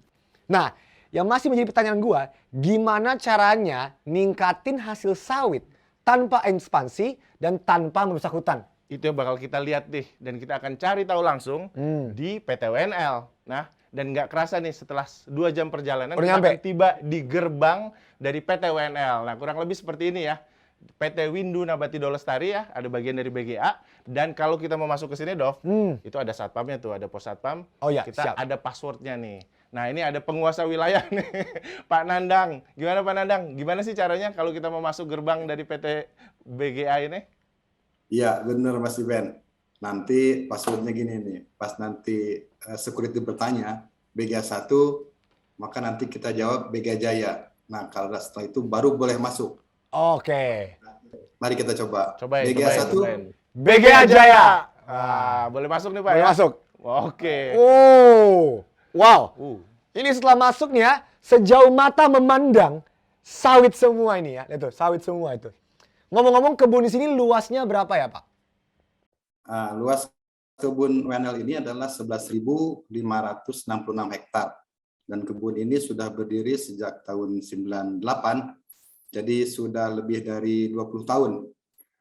Pabrik kami di sini memiliki kapasitas 90 ton TBS per jam. Wah, gede juga ya, dan luas banget itu, Dov. Kalau dibikin lapangan bola, tadi gua oret-oret tuh, itu bisa muat 34.000 lapangan sepak bola di sini. Tapi ngomong-ngomong, teman-teman di sini udah pada lihat kelapa sawit belum sih, gitu? Karena kelapa sawit ini banyak juga yang sering saru nih sama pohon palem-paleman yang lain seperti kurma. Nah, kalau lihat dari gambar ini, kira-kira yang mana yang kurma, yang mana yang sawit, Dov? Oke, nah gue udah tahu yang mana. Yang mana? Yang coba? ini, yang kanan nih, yang sawit nih, yang kanan. Yang kanan? Iya. Yang kanan sawit ya, tempat Iya. gue berdiri nih ya. Betul. Kok lo pinter banget sih, Ya Dov? emang gue pintar, emang itu dia. Makanya jadi narator ya. Iya. Nah, oke, jadi teman-teman udah bisa bedain ya, mana sawit, mana kurma, mirip, serupa, tapi tak sama. Apalagi kalau udah lihat buahnya, beda banget sebetulnya. Nah, kalau buahnya ini seperti apa nih, Pak? Nah, ada yang pernah lihat buahnya? Nah, ini buah sawit. Kalau bentuknya masih besar seperti ini disebutnya tandan buah segar atau TBS. Ya. TBS ini ada beberapa bagian, ada tandannya dan ada buahnya. Nah, buahnya ini juga ada bagian-bagiannya. Yang paling luar disebut exocarp, yang berwarna kemerahan. Kemudian di dalamnya ada mesocarp, atau daging buah, ya, yang nantinya diolah menjadi CPO atau crude palm oil. Nah, di dalamnya lagi ada cangkang atau endocarp. Dan terakhir ada inti atau kernel sawit yang nanti menjadi palm kernel oil. Oke, jadi mesokarp, endokarp, gue balik ke biologi SMP dan SMA. Ya, nah oke, jadi ternyata dari situ ya minyaknya terjadi ya, yang ada ya. Jadi penasaran nih, pengen masuk ke dalam kebun dan lihat proses pengolahannya. Tapi pohon di sini tinggi-tinggi banget ya, Ben, lihat deh, tinggi-tinggi banget. Udah 20 Dan tahun. kelihatannya kayaknya udah nggak berbuah. Jadi penasaran deh, sawit ini bisa sampai berapa ya umur produktifnya? Oke, kalau dilihat dari umur produktifnya, rata-rata produktif sampai 25 tahun. Lebih dari itu pun biasanya masih berbuah, ya. Tetapi tidak banyak. Jadi biasanya sehabis 25 tahun, sawit diremajakan dengan tanaman baru. Dan biasanya pada usia 3 atau 4 tahun itu sudah mulai menghasilkan buah. Nah, seru banget nih, Dov. Kita menyusuri lorong-lorong sawit ini dan kita bakal ngeliat nih pohon-pohon sawit yang berbuah. Dan di sini kalau kita lihat nih ada orang-orang yang mau panen sawit. Tapi Pak, sebelum dipanen itu gimana sih cara kita bisa tahu mana pohon yang udah siap dipanen atau belum? Apa dari warna buahnya atau dari mana, Pak Nandang?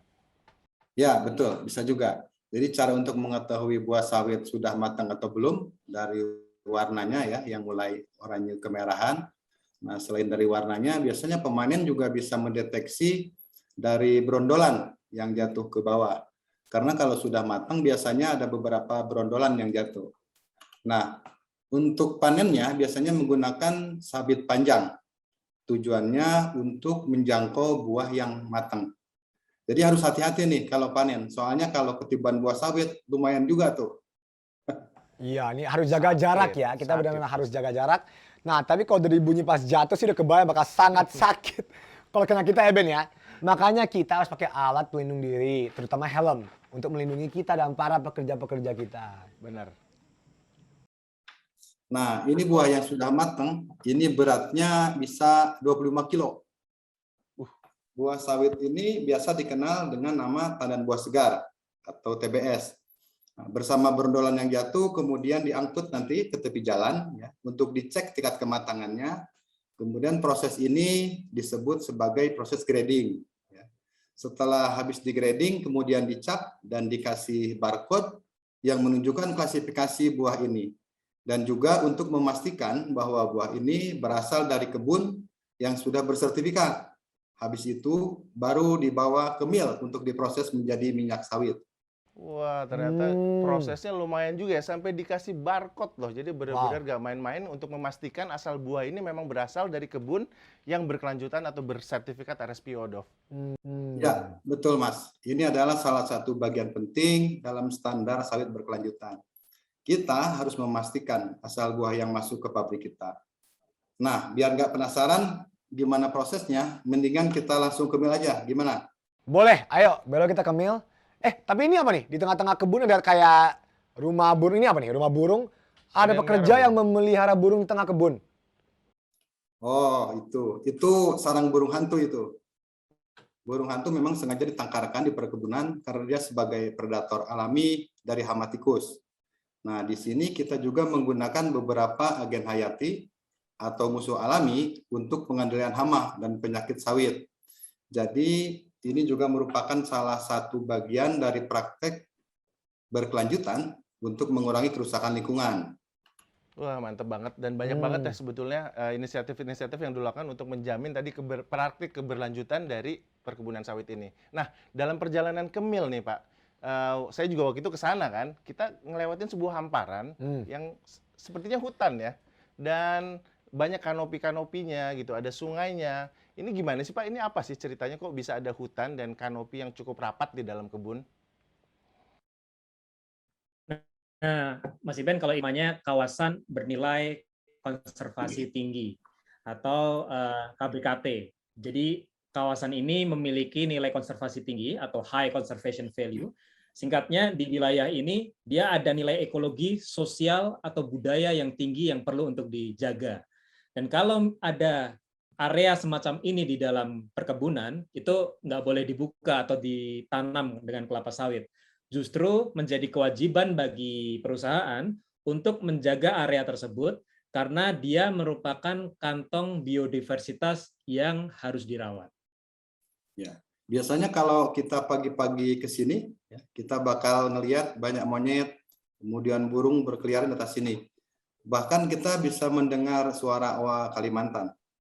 Di kawasan PTWNL ini terdapat 6 HCP yang dilindungi atau dikonservasi dengan luas area sebesar 206,42 hektar. 3 HCP letaknya di sempadan sungai seperti ini. Kemudian 1 HCP lagi masih berbentuk hutan, dan ada 2 HCP lagi berupa pohon beringin keramat dan batu keramat yang dihormati oleh masyarakat sejak dulu. Area-area HCP ini seluruhnya kita konservasi. Ini adalah salah satu upaya dan komitmen perusahaan untuk mendukung kelestarian lingkungan. Jadi, kita bisa tetap mengembangkan sawit berdampingan dengan upaya pelestarian lingkungan. Wow, menarik juga ya. Ada hutan, apalagi ada beringin dan batu keramat. Jadi penasaran ya, pengen lihat. Jalan-jalan ya? Iya, penasaran. Tapi itu agak jauh tuh Dov tempatnya, karena kan luas banget ya. Sementara kan kita tujuannya mau ngeliat nih bagaimana sih processing juga. Dan ini kita udah sampai di depan mill. Ini ya millnya nih. Oh, ini dia Ini millnya. millnya nih. Dan udah mulai kelihatan tuh truk-truk yang ngangkut tandan buah sawit tadi dari kebun yang udah di barcode tadi masuk ke kebun ke mill ini. Tapi sebelum kita masuk ke mill nih tuh, waduh, hati-hati. hati-hati. Jatuh. Itu suaranya luar biasa juga. Kita harus menggunakan juga perlengkapan yang berbeda nih kalau kita mau masuk ke dalam pabrik atau mill ya, Pak Nandang ya. Apa tuh Pak yang harus kita pakai kalau mau masuk ke mill? Ya, betul Mas. Jadi untuk masuk ke mill ini, kita harus menggunakan sepatu yang lebih kuat ya, kemudian kacamata, sarung tangan, penutup telinga, kemudian helm, kemudian rompi safety. Nah, APD ini atau alat pelindung diri ini disediakan oleh perusahaan dan wajib digunakan oleh pekerja dan pengunjung untuk perlindungan dan keselamatan selama kita di area pabrik ya. Dan sebelum masuk nanti pasti kita bakal dengar safety briefing dulu dari petugas di sini. Kalau semuanya sudah oke, baru deh kita bisa masuk ke mill. Melihat langsung gimana proses pengolahan minyak sawit. Nah, di proses awal, TBS ini akan dimasukkan ke lori-lori, dan nanti lori-lori itu akan disterilisasi atau direbus dengan steam. Sterilisasi ini sendiri juga berguna untuk inaktivasi enzim yang bisa membuat kualitas sawit menurun. Selanjutnya, melepaskan brondolan dari tandan dan melunakkan brondolan supaya mudah untuk diekstrak minyaknya. Nanti setelah disterilisasi, kemudian masuk ke stasiun threshing. Ya. Di sini brondolan akan dipisahkan dari tandannya, kemudian si tandan buah kosong ini akan diolah menjadi pupuk. Sedangkan si brondolannya ini akan diproses untuk memeras crude palm oil dari daging buahnya. CPO yang dihasilkan akan disaring dan dimurnikan sehingga jadi minyak murni yang bebas kontaminasi. Nah, nambahin Pak Nandang, selama proses pressing itu pasti akan ada daging, buah, dan biji yang tertinggal. Nantinya mereka akan dipisahkan lagi menjadi serat mesokarp dan biji. Biji ini nanti bakal dipecah menjadi cangkang dan kernel. Kernel inilah yang nanti bakal diproses untuk menghasilkan minyak inti sawit atau palm kernel oil. CPO dan PKO ini nanti bakal digunakan untuk berbagai produk ya, makanan, kosmetik, dan sebagainya. Biasanya kalau CPO itu dipakai untuk barang-barang yang sifatnya edible atau dapat dikonsumsi. Sementara kalau PKO digunakan untuk produk-produk yang non-edible seperti kosmetik, sabun, dan sebagainya itu. Ya, betul Mas Imam. Nah, sampai di sini belum berhenti nih produksinya. Tadi kan masih ada sisa serat mesokarp sama cangkang biji. Nah, keduanya dapat dijadikan biofuel di boiler pabrik yang nantinya bakal memutar turbin dan menghasilkan listrik untuk pabrik, kemudian kantor, hingga tempat tinggal karyawan dan pekerja di kebun ini. Nah, kemudian kendaraan-kendaraan di kebun ini juga sudah menggunakan biodiesel yang berasal dari CPO. Ini adalah salah satu upaya yang kami lakukan untuk mengurangi penggunaan bahan bakar fosil melalui pemanfaatan energi terbarukan dari minyak dan limbah sawit. Menarik ya, menarik ya. Jadi ini menghilangkan ketergantungan terhadap energi fosil dan tentunya perusahaan juga menjadi bermanfaat bagi masyarakat sekitar. Karena supply listrik dari perusahaan tadi, masyarakat bisa dapat akses listrik gratis. Nah, ini kalau di luar ini kan ada kolam-kolam nih. Nih. Ini kolam-kolam apa nih, Pak? Nah, gini Mas, dari proses yang ada di pabrik tadi, itu kan akan menghasilkan sisa air limbah, atau bahasa ilmiahnya adalah POME, palm oil meal effluent. POME ini mengandung bahan organik, tapi juga mengandung bahan pencemar. Ya. Makanya dia ditampung di kolam-kolam ini untuk didaur ulang, sehingga akhirnya endapan dan cairannya atau limbahnya itu bisa kita manfaatkan sebagai pupuk cair yang akan kembali digunakan dan dialirkan ke kebun sawit untuk meningkatkan produktivitas kebun. Nah, proses ini sendiri dinamakan sebagai aplikasi lahan atau land application. Oke, jadi limbah cair pabrik ini bisa diolah dan dimanfaatkan ya. Nah, kalau limbah yang padat nih kayak tandan buah sawit tadi gimana tuh? Ini semua bisa diolah juga nggak? Oh, ini bisa juga. Tandan kosong kelapa sawit atau TKKS juga dapat diolah menjadi kompos yang biasa digunakan sebagai pengganti pupuk ya, di kebun, dan kadang-kadang juga dipakai oleh pekerja kita untuk berkebun di rumahnya. Jadi nggak perlu repot-repot beli pupuk mereka, ya, apalagi pupuk kimia. Soalnya kita bisa memproduksi sendiri dari limbah sawit, ya, dan hampir seluruh bagian dari sawit ini bisa kita gunakan kembali. Jadi memang benar ya bahwa sawit itu zero waste. Nah, kalau zero waste berarti baik juga bagi lingkungan kan? Wah, ternyata bisa juga menerapkan prinsip zero waste atau sirkular ya di dalam prosesnya. Nah, panjang kan Dov ya. Kalau kita biasanya kan pakai sebagai konsumen hasilnya langsung aja gitu. Ternyata proses menuju ke sana itu panjang. Kalau lo apa yang lo dapet nih Dov dari uraian tadi? Nah, akhirnya setelah sekian lama gue jadi tahu gimana proses pengolahan minyak sawit yang berkelanjutan. Dan yang gue seneng adalah proses dari awal sampai akhir itu tidak mencemari dan merusak lingkungan. Mulai dari penggunaan pupuk organik, pengendalian hamanya, dan limbah hasil produksi yang kemudian diolah kembali dan dimanfaatkan lagi jadi pupuk, biodiesel, biofuel, dan listrik untuk masyarakat. Plus di kebun ini masih ada kawasan hutan dan area konservasi yang mereka lindungi dan gak ditanamin sawit.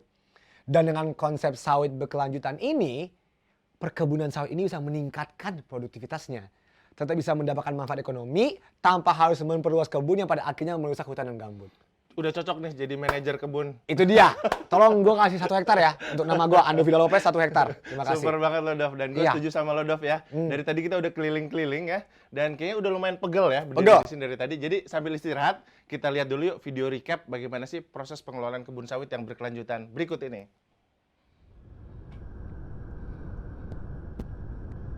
Sawit dicerca dan dicinta.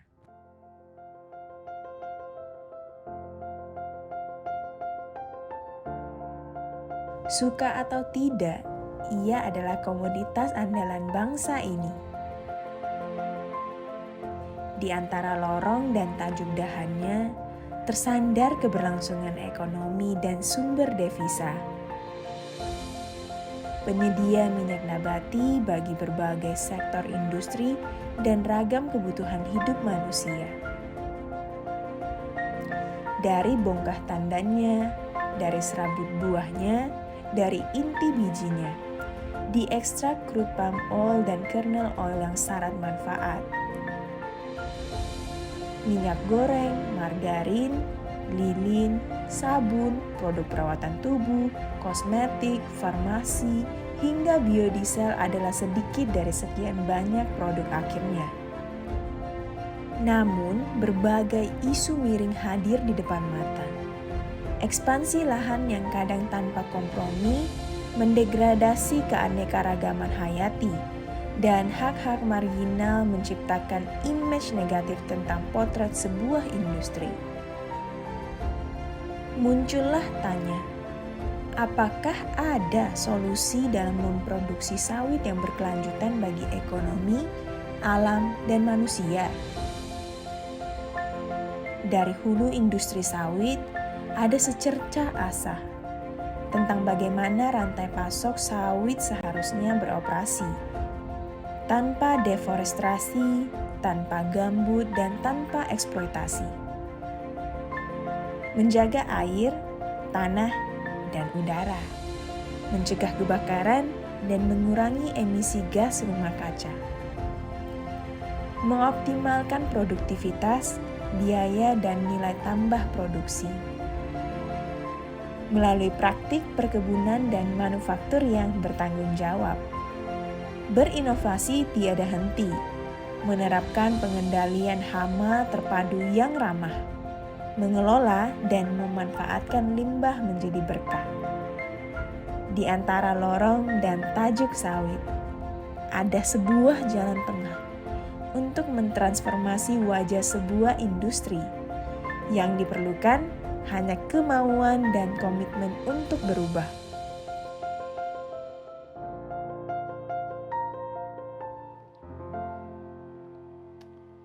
Mantap, jalan tengah Dov. Gimana? Sekarang jadi udah pada tahu ya, banyak banget yang bisa dilakukan, diinovasikan untuk membuat sawit itu lebih berkelanjutan. Mulai dari buah sampai jadi produk tuh Dov. Ya. Kalau lo gimana nih? Udah puas belum nih kita jalan-jalan di kebunnya PT WNL BGA ini? Gua udah puas ya. Petualangan gue di kebun Amil udah rasa cukup. Tapi masih ada yang menjanggal di gua, Ben. Jujur. Bagaimana dengan nasib pekerja dan masyarakat yang ada di dalam kebun dan juga masyarakat yang ada di sekitar perkebunan? Karena gua beberapa kali sempat dengar dan baca bahwa perkebunan sawit ini rawan konflik, khususnya dengan masyarakat di sekitar kebun. Entah karena mereka buka lahannya tanpa izin masyarakat, atau hak masyarakat nggak terpenuhi. Nah, kalau di perusahaan yang sudah menerapkan praktek sawit berkelanjutan, ini gimana? Bagaimana, bedanya apa? Kalau gitu kita langsung cari tahu aja deh Dov ya. Ya. Bagaimana sih dampak perkebunan sawit kepada masyarakat yang tinggal di dalam dan di sekitar perkebunan. Kita bakal lanjut perjalanan virtual kita, dan kita harus mencari jawabannya di salah satu desa yang ada di perkebunan ini nih ya. Yuk berangkat. Yuk. Nah, Oke. perjalanannya kita akan menuju Desa Pundu nih, salah satu desa yang ada di dalam kebun ya. Perjalanan kurang lebih 15 menit aja. Dan sambil jalan nih kita ngomong-ngomong sebentar ya. Mau nanya nih sama Pak Nandang, kira-kira pekerja yang ada di kebun ini berasal dari masyarakat sekitar atau gimana Pak? Ya, pastinya ada masyarakat sekitar. Tapi memang banyak juga yang berasal dari pulau seberang, ya, khususnya dari Jawa, NTB, NTT. Dan banyak juga masyarakat lokal saat ini nih sudah punya kebun sendiri. Bahkan sebelum kebun ini berdiri. Jadi memang mereka tidak sempat bekerja dan bekerja di kebun sendiri. Saat ini total pekerja di PT WNL adalah 7.004 karyawan, Mas. Wih, banyak juga dan jauh juga ya. Ya. Dari Jawa Nusa Tenggara, NTT. Lo dari Flores, NTT kan, dari NTT. Flores nih. Butuh pekerja. Tapi ya memang namanya berjuang mencari nafkah Betul, ya, Dov ya. betul. Walaupun jauh merantau ya harus dikerjakan dan jumlah pekerja di dalam satu perusahaan memang banyak tadi, ada 7.004. Wajar aja kalau memang nggak segampang itu nih, itu baru dari satu perusahaan kan, untuk kita say no to palm oil gitu, karena selain barangnya memang sangat bermanfaat, tapi juga banyak juga orang-orang yang menggantungkan dirinya dan keluarganya dari komoditas ini. Nah, nggak kerasa nih kita ngobrol-ngobrol, kita udah sampai seperti ini ya, Desa Ya. Pundu ya. Hmm. Nah, ini kurang lebih seperti ini pemukiman yang ada di dalam kebun ya, dari pekerja. Tapi kok sepi ya Pak ya? Ini pada kemana ya orang-orangnya? Ya, biasanya kalau pagi hari begini ya mereka masih di kebun ya. Soalnya mereka baru selesai dari kebun nanti sore ya, jam 3. Dan mulai kerjanya kan jam 4.30 ya, tadi pagi. Jadi kalau mau ketemu masyarakat dan lihat aktivitas mereka harus di luar jam itu. Wow, jam 4.30 pagi. Nah, gue jam segitu kayaknya masih rebahan dan molor. Tapi bukannya jam segitu masih gelap ya Pak ya?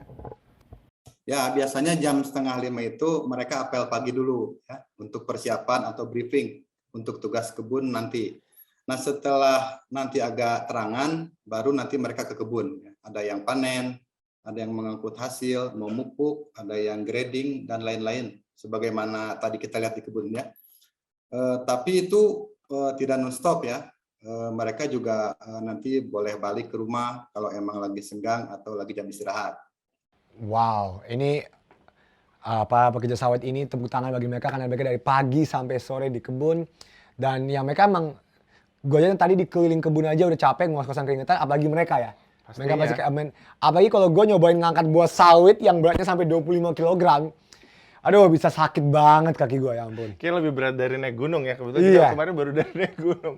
Dan bisa encok memang, Dov. Makanya super banget nih tenaga para pekerja dan petani sawit ini. Tapi enaknya nih ya, rumah pekerjanya tadi ternyata ada di dalam area kebun, Dov. Jadi deket lah sama tempat kerja ya. Mirip-mirip sama kita yang work from home juga nih sekarang. Ya, walaupun mereka work from home, jadinya kepikiran ya.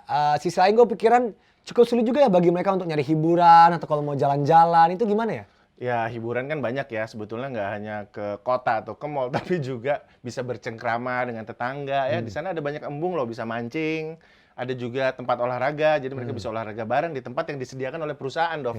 Jadi luar biasa nih, apresiasi untuk pengorbanan mereka, pahlawan devisa Indonesia. Dan nggak dipungkiri nih, kalau keberadaan mereka ini emang krusial. Ya. Tanpa mereka pasti kebun sawit pasti juga nggak bisa jalan kan? Setuju nggak? Setuju banget. Ya, gitulah. Setuju banget, Mas. Menyadari hal ini, makanya perusahaan harus dan wajib untuk memenuhi hak-hak mereka, ya, dan meningkatkan kesejahteraan mereka. Dan ini juga yang diwajibkan dalam prinsip sawit berkelanjutan. Dan untuk memenuhi hak mereka, kami menyediakan fasilitas-fasilitas untuk mendukung kegiatan pekerja, seperti klinik agar akses kesehatan mereka dekat, ya. Kami memiliki 9 klinik kesehatan di dalam kebun yang dapat diakses oleh pekerja secara gratis. Selain itu juga terdapat tempat penitipan anak agar para orang tua ketika bekerja bisa menitipkan anak mereka dan mereka bisa bekerja secara tenang karena anak-anak mereka terjaga dengan aman. Di PT WNL kami menyediakan 19 unit tempat penitipan anak dan pastinya yang paling penting lagi adalah akses terhadap pendidikan, yaitu sekolah ya, agar anak-anak mereka punya akses pendidikan yang dekat. Dan sekolah ini gratis, khusus untuk anak-anak para pekerja dan juga masyarakat sekitar. Saat ini di PT WNL menyediakan 9 akses pendidikan, yaitu 1 SMK Teknik Metro Pundu, 1 SMP MPNR, 2 SD MPNR, dan KRYE, dan 5 TK yang tersebar di estate. Jadi ada lebih dari 1.000 siswa-siswi yang mendapatkan fasilitas sekolah di dalam kebun. Fasilitas-fasilitas ini adalah beberapa contoh ya, upaya perusahaan untuk melindungi dan memenuhi hak para pekerja. Oke, terima kasih. Tapi itu untuk pekerjaan yang di dalam perkebunan kan? Nah, kalau masyarakat perkebunan sawit yang hidup di sekitar perkebunan gimana? Apakah mereka mendapatkan fasilitas yang sama?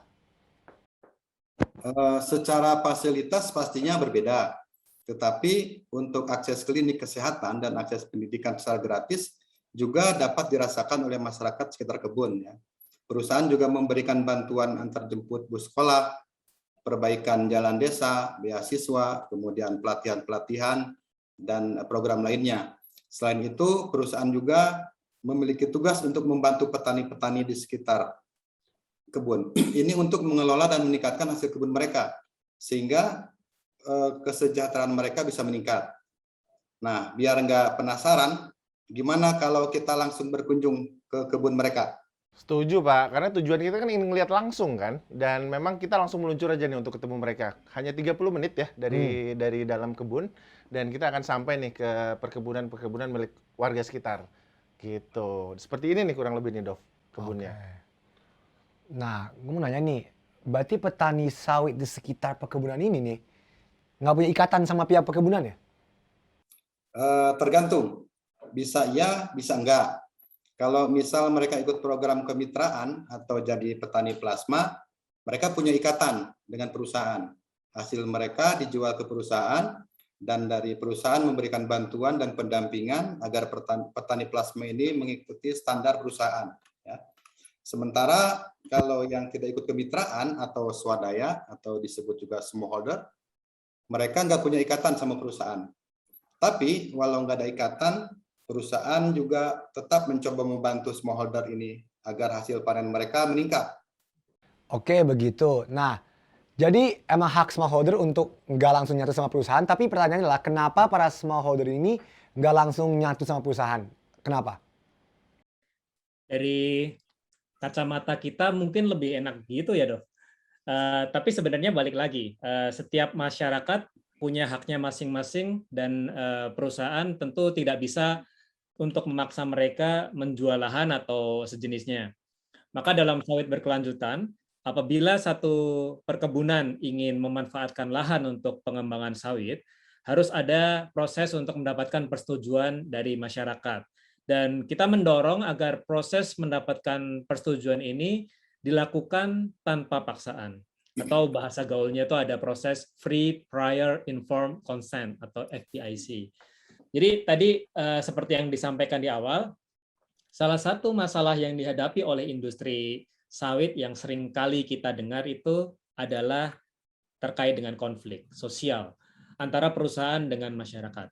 Nah, dengan konsep sawit berkelanjutan ini, resiko terjadinya konflik antara perusahaan dan juga masyarakat itu dapat diminimalisir melalui penerapan FPIC, yaitu satu proses yang memastikan bahwa masyarakat itu setuju dengan setiap proyek yang memberikan dampak terhadap lahan, mata pencaharian, ataupun lingkungan mereka.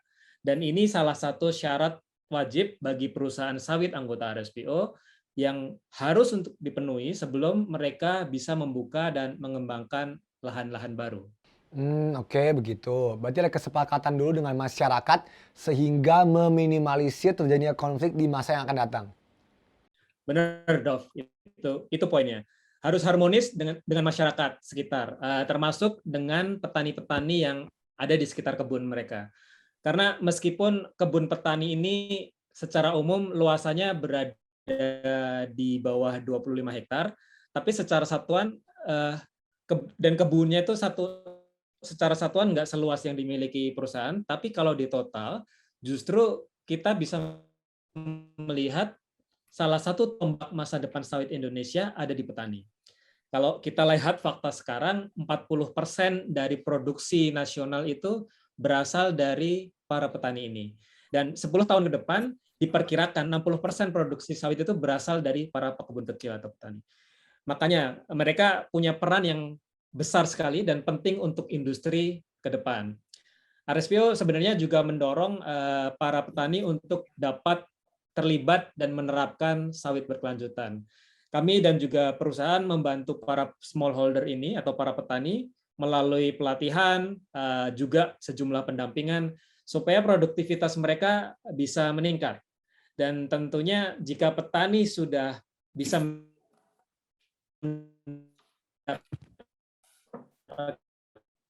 dan sertifikasi RSPO, maka ada juga upaya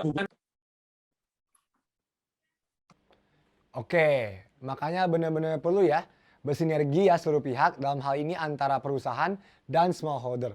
Merupakan satu bagian dari ekosistem industri sawit yang saling membutuhkan.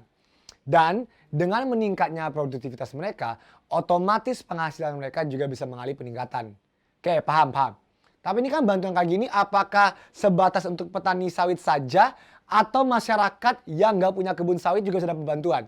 Karena kan nggak semua masyarakat mengelola sawit kan? Ya, gini Mas, kami juga berusaha untuk meningkatkan ekonomi masyarakat sekitar, baik itu di bidang sawit atau non sawit. Jadi di kami itu ada income generating activity sawit dan non sawit ya. Salah satu contohnya ini adalah Pak Purnadi. Beliau ini petani madu. Nah, dalam hal ini perkebunan membantu beliau dari sisi modal, pelatihan, pendampingan untuk bertani madu. Dan sekarang ini madunya sudah laris manis ya dan jadi income buat Pak Purnadi dan keluarga.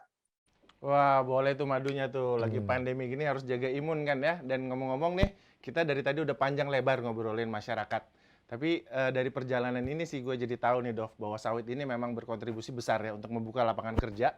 Dan kalau dipraktekkan secara berkelanjutan dan bertanggung jawab, bisa sangat mendukung perekonomian desa ya. Tadi sampai ada yang beternak madu gitu, bisa dilakukan ternyata kalau kita mau gitu. Itu yang gue pelajari. Kalau lo apa nih Dov yang lo pelajari? Yang gue pelajari itu banyak ya. Kalau yang gue dapat pertama adalah petani sawit itu pertama luar biasa ya. Apalagi yang merantau dari pulau seberang karena mereka berkat keringat mereka dari pagi sampai sore kita bisa menikmati produk-produk sawit.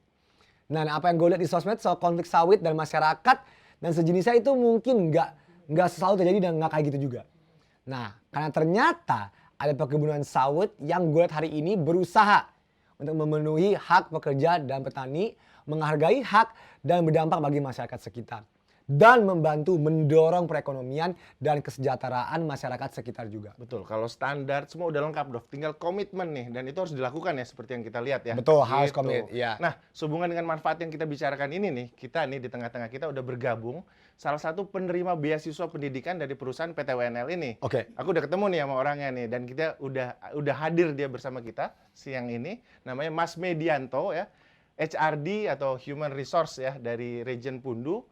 Dan kita mau dengar dulu nih dari beliau secara langsung testimoninya dan pandangan dia terhadap dampak perusahaan sawit bagi kehidupannya.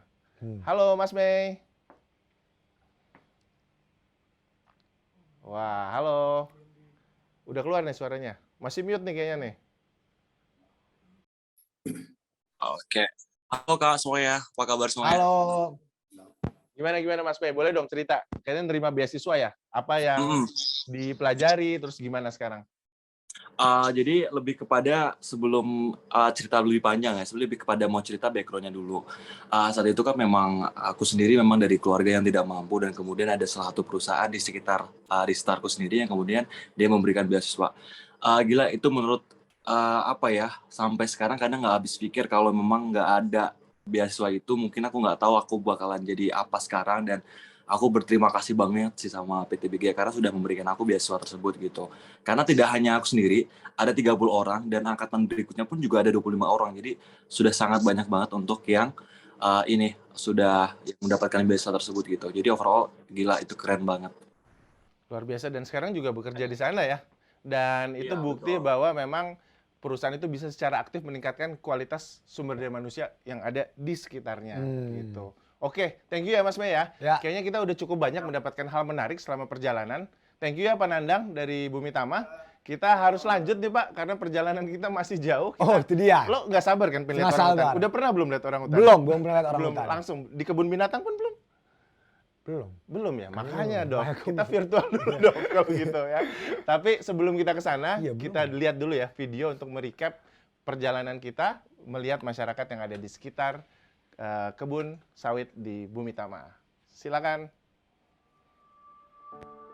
Banyak dari mereka datang mengadu nasib, baik dari sekitar kebun ataupun pulau seberang. Setiap hari bersimbah peluh sejak pagi hingga petang, berharap memperbaiki kesejahteraan bagi anak dan keturunan. Bertahun-tahun mengabdi hingga berganti generasi. Lorong dan tajuk dahan sawit adalah tempat yang mereka sebut rumah. Bersabar merawat pohon sejak kecil hingga berbuah. Memanen, mengolah, hingga hasilnya menjadi berkah. Pekerja dan petani sawit adalah bagian industri yang krusial dan tak terpisahkan. Di pundak mereka terletak kunci keberlanjutan rantai pasok. Sudah sepatutnya mereka dihargai, dilindungi hak-haknya, dan dijamin kehidupannya.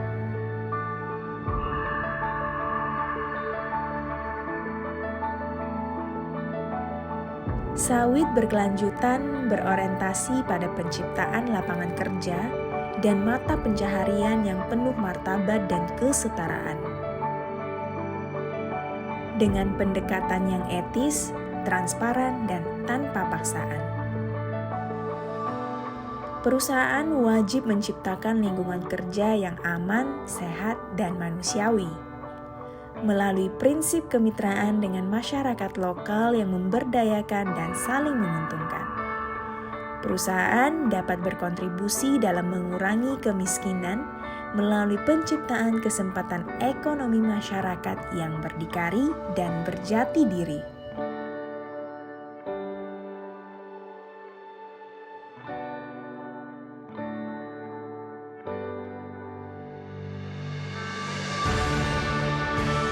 Ketika industri sawit dijalankan dengan penuh kesadaran dan rasa kemanusiaan, kebun dan manusia bukanlah dua hal yang saling bertentangan dan berseberangan, namun menjadi satu kesatuan etos kerja yang produktif dan berkelanjutan. Pekerja dan masyarakat perlu berpartisipasi dalam proses kerja dan produksi yang memengaruhi kehidupannya dengan akses dan manfaat bersama. Melepaskan segala potensi terbaik yang dimilikinya, memberikan manfaat dan hasil kerja bagi semua.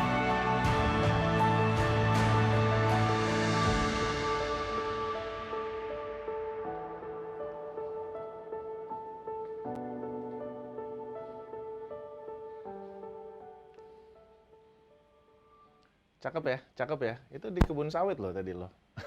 Nah, gimana nih teman-teman, masih pada semangat nggak nih? Semangat, gue semangat. Masih dong ya? Semangat. Ada 500 orang loh, Dov, lebih yang ada bersama kita sore ini ya.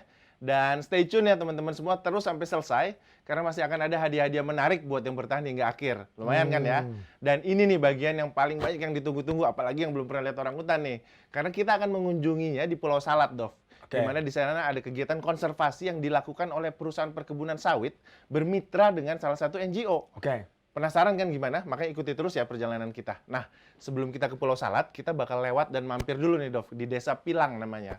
Yuk, siap? Let's go. Let's go. Mari. Perjalanan ke Pilang ini bakal ditempuh selama kurang lebih 3 jam ya. Kalau dari PT WNL tadi, kita akan melewati kembali kota Palangkaraya. Dan dari Palangkaraya itu akan memakan waktu kurang lebih 1 jam. Seperti itu. Nah, sambil jalan nih kita ingin ngobrol-ngobrol nih sama Pak Hengki dari SSMS yang bermitra bersama BOSF. Mungkin boleh cerita Pak, ada apa sih Pak di Pulau Salad dan di Desa Pilang yang akan kita kunjungi sebentar lagi ini? Oke, terima kasih Mas Iben. Nah, saya akan menjelaskan tentang Pulau Salad nih, salah satu proyek kita tentang konservasi. Nah, di Pulau Salad ini ada program konservasi orang utan yang dilakukan oleh PT Sawit Sumber Masarana bermitra dengan Bos Foundation, dan ini salah satu bentuk tanggung jawab upaya pelestarian lingkungan hidup dan juga orang utan yang dilakukan oleh PT SSMS Tbk. Dan untuk mensupport ini, PT SSMS juga memberdayakan masyarakat sekitar Pulau Salad, yaitu masyarakat desa Pilang, untuk membantu menyediakan pakan orangutan di Pulau Salad. Oke, jadi ini tugas perkebunan juga ya ternyata ya untuk melestarikan orang utan dan hutan ya. Jadi bukan sesuatu yang bertentangan tapi bisa disinergikan. Mungkin beda-beda tipis ya Pak ya sama HCV tadi yang kita lihat di area perkebunannya PT UNL. Tapi bedanya kalau Pulau Salad ini lokasinya ada di luar ya areal perkebunan. Gitu. Begitu ya. Tapi ngomong-ngomong, kenapa konservasi itu penting sih? Sepenting apa untuk melestarikan hutan, orang hutan dan satwa lainnya? Pastinya penting banget, Dov. Karena hutan itu banyak sekali manfaat buat manusia. Mulai dari air bersih, udara, obat, dan banyak lagi. Dan hutan merupakan sumber makanan dan rumah bagi ribuan satwa. Termasuk diantaranya adalah orangutan Kalimantan. Kalau hutan hilang, pasti manfaatnya akan hilang juga. Dan yang lebih kasihan tentunya satwa-satwa ini bakal kehilangan rumahnya. Apalagi kalau kita lihat di laporan CIFOR, hutan primer di Kalimantan seluas sekitar 6 juta hektar itu ditebang mulai dari periode 2000 sampai 2017. Luas itu sama dengan 1,5 kali luas Belanda, bisa dibayangkan. Makanya pelestarian hutan penting dan salah satu prinsip di RSPO adalah mendorong supaya perkebunan itu ikut melestarikan lingkungan dan tidak merusak hutan. Oke, tapi gue pernah baca juga ya kalau akibat hilangnya hutan itu salah satunya untuk perkebunan sawit. Dan akibat hutan hilang, akhirnya orang utan dan satwa-satwa lainnya kehilangan rumah dan makanan mereka. Terus akhirnya masuk ke perkebunan atau ke pemukiman warga sehingga timbul konflik manusia dan orang utan. Bahkan ya gue juga pernah baca juga ada yang ditangkep dan dijadiin peliharaan atau malah dijual secara ilegal. Kalau gue ini kasusnya lumayan parah ya. Kalau gue jadi orang hutan saya pasti sedih nih. Sedih bukan sebagai manusia juga. Ini sedih cerita-cerita dengan kayak gini. Iya sih, memang berita seperti itu memang pasti pernah kita dengar. Dan nggak bisa dipungkiri memang ada perkebunan sawit nakal yang membuat hutan ilegal dan juga menghilangkan rumah orang hutan dan satwa lain.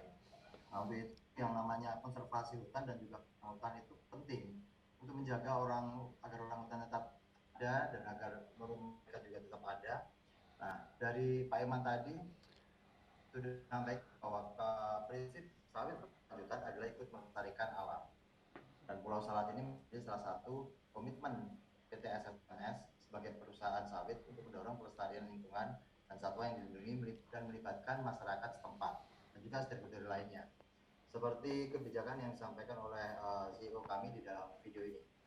Tujuan utama kami dengan adanya program ini yakni dapat memberikan manfaat baik secara langsung atau tidak langsung bagi seluruh pihak terkait, di antaranya dapat memberikan nilai positif bagi pemerintah dan masyarakat setempat.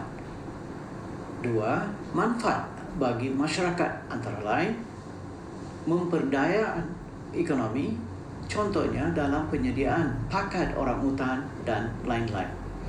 SSMS dan BUSF juga akan mengembangkan area Pulau Salad sebagai wilayah ekowisata dan masyarakat dapat menerima manfaat langsung.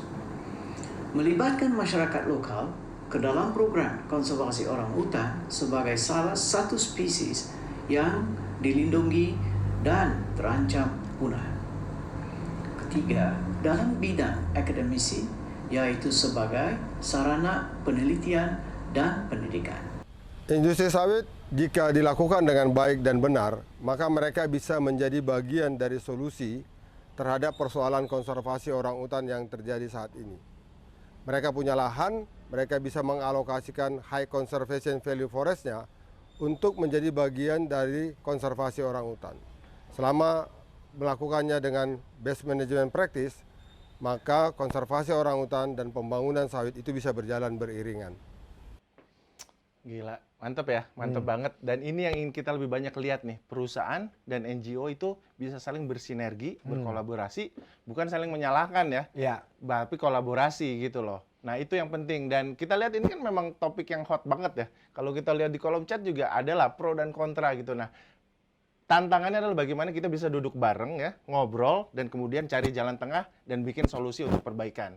Setuju nggak, Dov? Setuju banget. Setuju ya? Nah, kita udah sampai nih, Dov, di Desa Pilang. desa ini adalah kawasan gambut nih dulunya dan katanya pernah terbakar hebat nih, Dov. Tapi sekarang udah mulai hijau ya. Dan kalau kita datang nih, kita bakal disambut sama namanya Pak Rimbun dan Bu Yanto selaku Ketua BUMDes Desa Pilang dan juga Ketua Kelompok Tani Pandohop namanya. Nggak jauh dari jalan utama tuh, Dov. Tapi aku masih penasaran nih sama Pak Hengki nih. Di sini kan ada katanya untuk penanaman buah-buahan gitu ya untuk pakan orang hutan di hutan Salat. Kenapa sih Pak perlu tambahan makanan dari Desa Pilang ini? Nah, kalau pakan utama sih tetap dari alam ya. Tapi pakan yang di sini yang tambahkan itu ya, untuk orang hutan itu seandainya dari Pulau Salat sendiri itu berkurang atau ya stoknya tidak cukup. Nah, kalau di kebun buah ini ada banyak buah yang ditanam. Ada pisang, pepaya, semangka, melon, timun, dan sayur-sayuran. Banyak lagi di buah-buahan yang di sana. Banyak juga ya. Dan ternyata orang hutan itu makanannya bukan pisang doang dong. Iya. Ya. Ternyata makanannya itu buah-buahan gitu. Tapi ngomong-ngomong nih Pak, dari hasil kebun buah yang ada di Desa Pilang ini apakah semuanya dikirim ke Pulau Salat atau gimana? Ya, betul. Yang utamanya yang dari kebun buah ini diutamakan untuk kepentingan orangutan di Pulau Salat. Karena orangutan itu bisa makan 5 kg per hari. Dan di sana ada puluhan orangutan. Pasti buah yang dibutuhkan juga banyak. Nah, jadi setiap 3 hari sekali kebun buah di sini mensuplai sekitar 600 sampai 700 kg buah. Nanti buah yang datang itu bakal disimpan di gudang, terus 3 hari kemudian di stok ulang, dan kemudian terus prosesnya seperti itu. Nah, kalau misalnya nanti ada yang sisa, akan dijual ke pasar, tapi tergantung hasil panen dan kondisinya. Dan dengan adanya kebun buah ini, kita mendapatkan manfaat yang ganda ya, untuk masyarakat dan juga untuk lingkungan. Karena adanya kebun buah ini, membuka lapangan pekerjaan, penghasilan untuk masyarakat meningkat, terutama untuk BUMDesnya. Mereka juga berkata bahwa adanya kebun buah, BUMDes mereka bisa lebih stabil dari sebelumnya. Nah, di sisi lain, kita juga mengajak masyarakat juga untuk ikut peduli dan mengambil bagian dalam program konservasi orang hutan. Jadi nggak hanya SSMS dan BOSF saja, tapi masyarakat juga punya andil. Seperti secara tidak langsung itu mereka juga ikut membantu membuka lapangan pekerjaan dan meningkatkan kesejahteraan masyarakat di sini. Nah, selain upaya itu dapat berdampak juga bagi lingkungan dan juga berdampak bagi masyarakat dan kesejahteraan masyarakat di sekitar Pulau Salat. Ini nih yang keren nih, kalau semua orang mengambil peran ya, mengambil peran loh, action loh itu dalam konservasi orang hutan. Nah, habis dari kebun buah ini kita bakal menuju ke Pulau Salat langsung nih, Dov, yang udah kita tunggu-tunggu. Ya. Dan untuk menuju ke sana kita harus naik klotok, seru ya. Atau sebetulnya bisa juga naik speedboat ya, itu lebih cepat dari pelabuhan yang ada di Desa Pilang. Nah, perjalanannya kurang lebih 45 menit aja, atau kalau pakai speedboat bisa lebih cepat lagi 15 menit. Nah, karena kita virtual, anggap aja kita pakai speedboat ya, bahkan lebih cepat dari speedboat. Nah, kurang lebih rasanya gini nih, asik banget ya. Asik. Kayak lagi surfing ya, menyusuri Sungai Kahayan yang menjadi jalur untuk menuju ke Pulau Salat. Dan ngomong-ngomong, buat yang penasaran sama lokasi Pulau Salat, pulau ini letaknya ada membelah loh Sungai Kahayan. Letaknya persis di tengah-tengah sungai ya. Nah, kayaknya lebih baik kita nanya langsung nih sama penguasa wilayah nih, kepala suku di sana nih. Pulau Salat ini Pak Martin dari BOSF, luasnya berapa ya? Dan apakah semuanya dipakai untuk konservasi orang hutan? Ya, makasih teman-teman. Pulau Salat ini yang tadi sudah dijelaskan ya bahwa dia ada di tengah sungai. Saya kedengaran nggak? Kedengeran, Pak? Ya, thank you. Ya, ini ada di tengah sungai. Total luasannya itu kurang lebih 2.000 hektar. Tapi ya secara umum semuanya kita gunakan untuk konservasi orang hutan. Tapi peruntukannya itu ada agak sedikit berbeda ya. Jadi itu ada pulau Badak Besar itu kita gunakan untuk pulau pra pelepas liaran. Jadi sebelum orang hutan itu dilepaskan ke hutan benaran dalam program lepas liar, maka dia kita sekolahkan, kita magangkan di Pulau Badak Besar itu. Tapi pulau-pulau yang lain, Nusa 1, Nusa 2, ini masih dalam proses pengembangan bersama dengan SSMS ya. Nah, kenapa pulau ini penting? Jadi teman-teman semua, jumlah orang hutan yang masuk ke areal pusat rehabilitasi BOS itu cukup besar. Sekarang di atas 400-an, pernah jadi 900-an. Nah, kemudian itu sudah melampaui daya tampung pulau-pulau yang pernah kita punya. Sehingga kita mencari mitra siapa yang mau membantu kita bekerja sama untuk menjadi bagian dari solusi itu. Dan untuk pulau di Salat ini, SSMS bersedia bekerja sama menjadi bagian dari solusi untuk konservasi orangutan, sehingga proses orangutan sekolah dan kembali ke hutan bisa lebih cepat. Nah, sejak 2016-2021 yang kita gunakan bersama-sama, jadi ini sejak 2016 ini kawan-kawan semua, sudah ada 106 orangutan kita masukkan ke Pulau Salat untuk magang, dan setelah di Pulau Salat itu mereka mempraktekkan kemampuannya untuk bisa lepas liar, sudah mempraktekkan dia bisa hidup bebas di alam, tentu dengan teknisi BSF.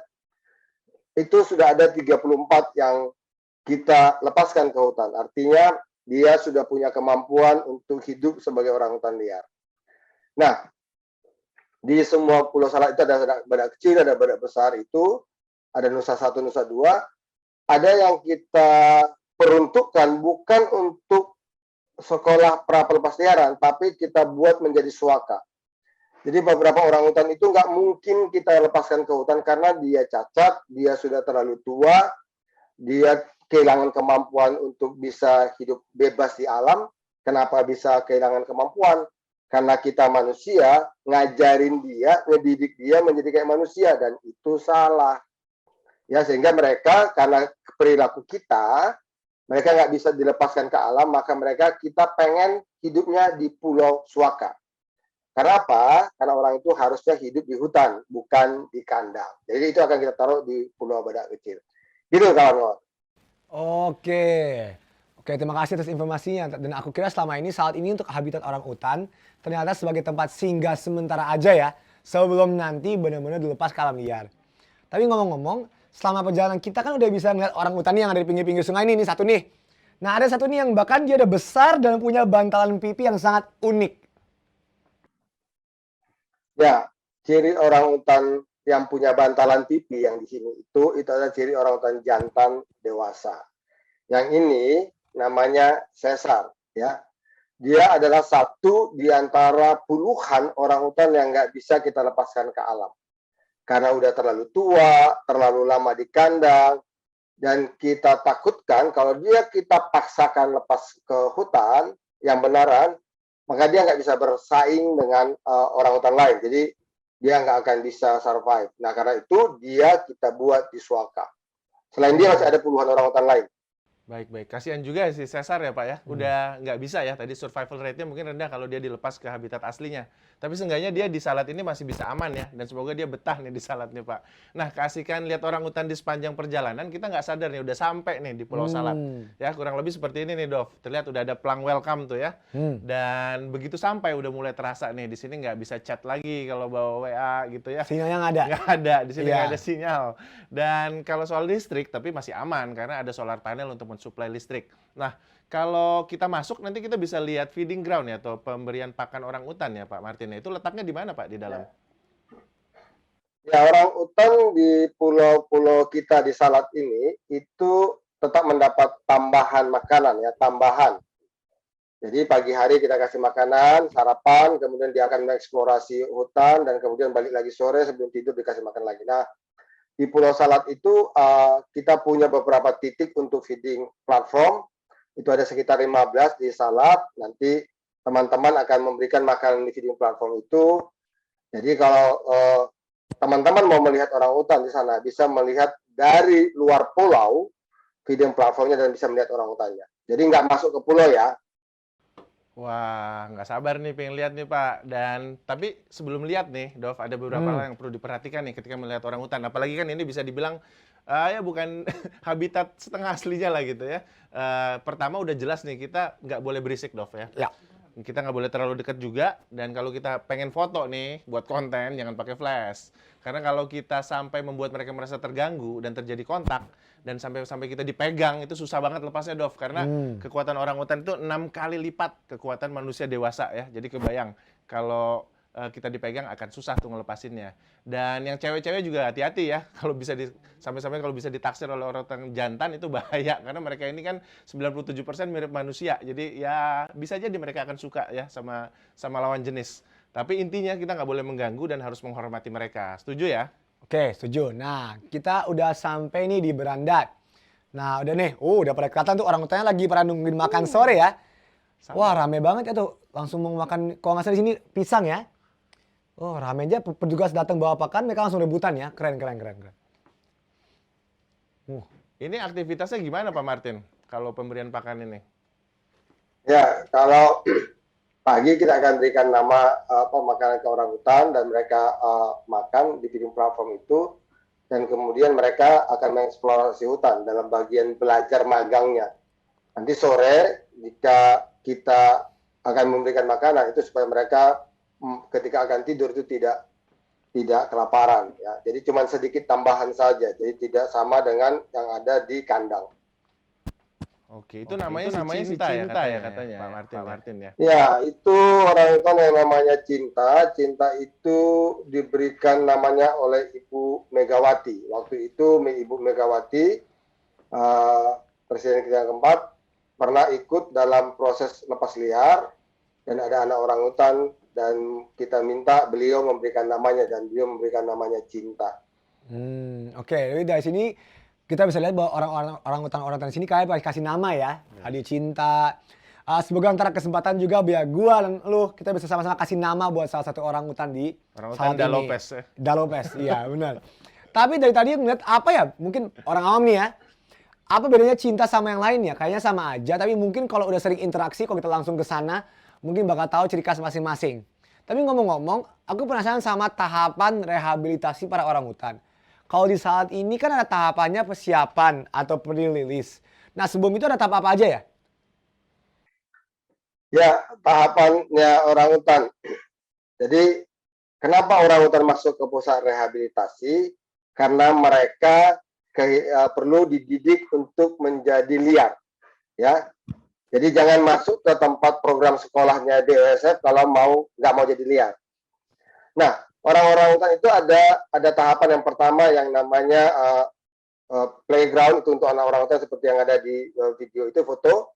Terus nanti akan ada sekolah hutan 1, sekolah hutan 2. Nah, di sekolah hutan ini mereka kita ajarin bagaimana caranya buat sarang, bagaimana caranya cari makan, bagaimana mereka manjat dan berani, bagaimana mereka bisa mengenali bahaya.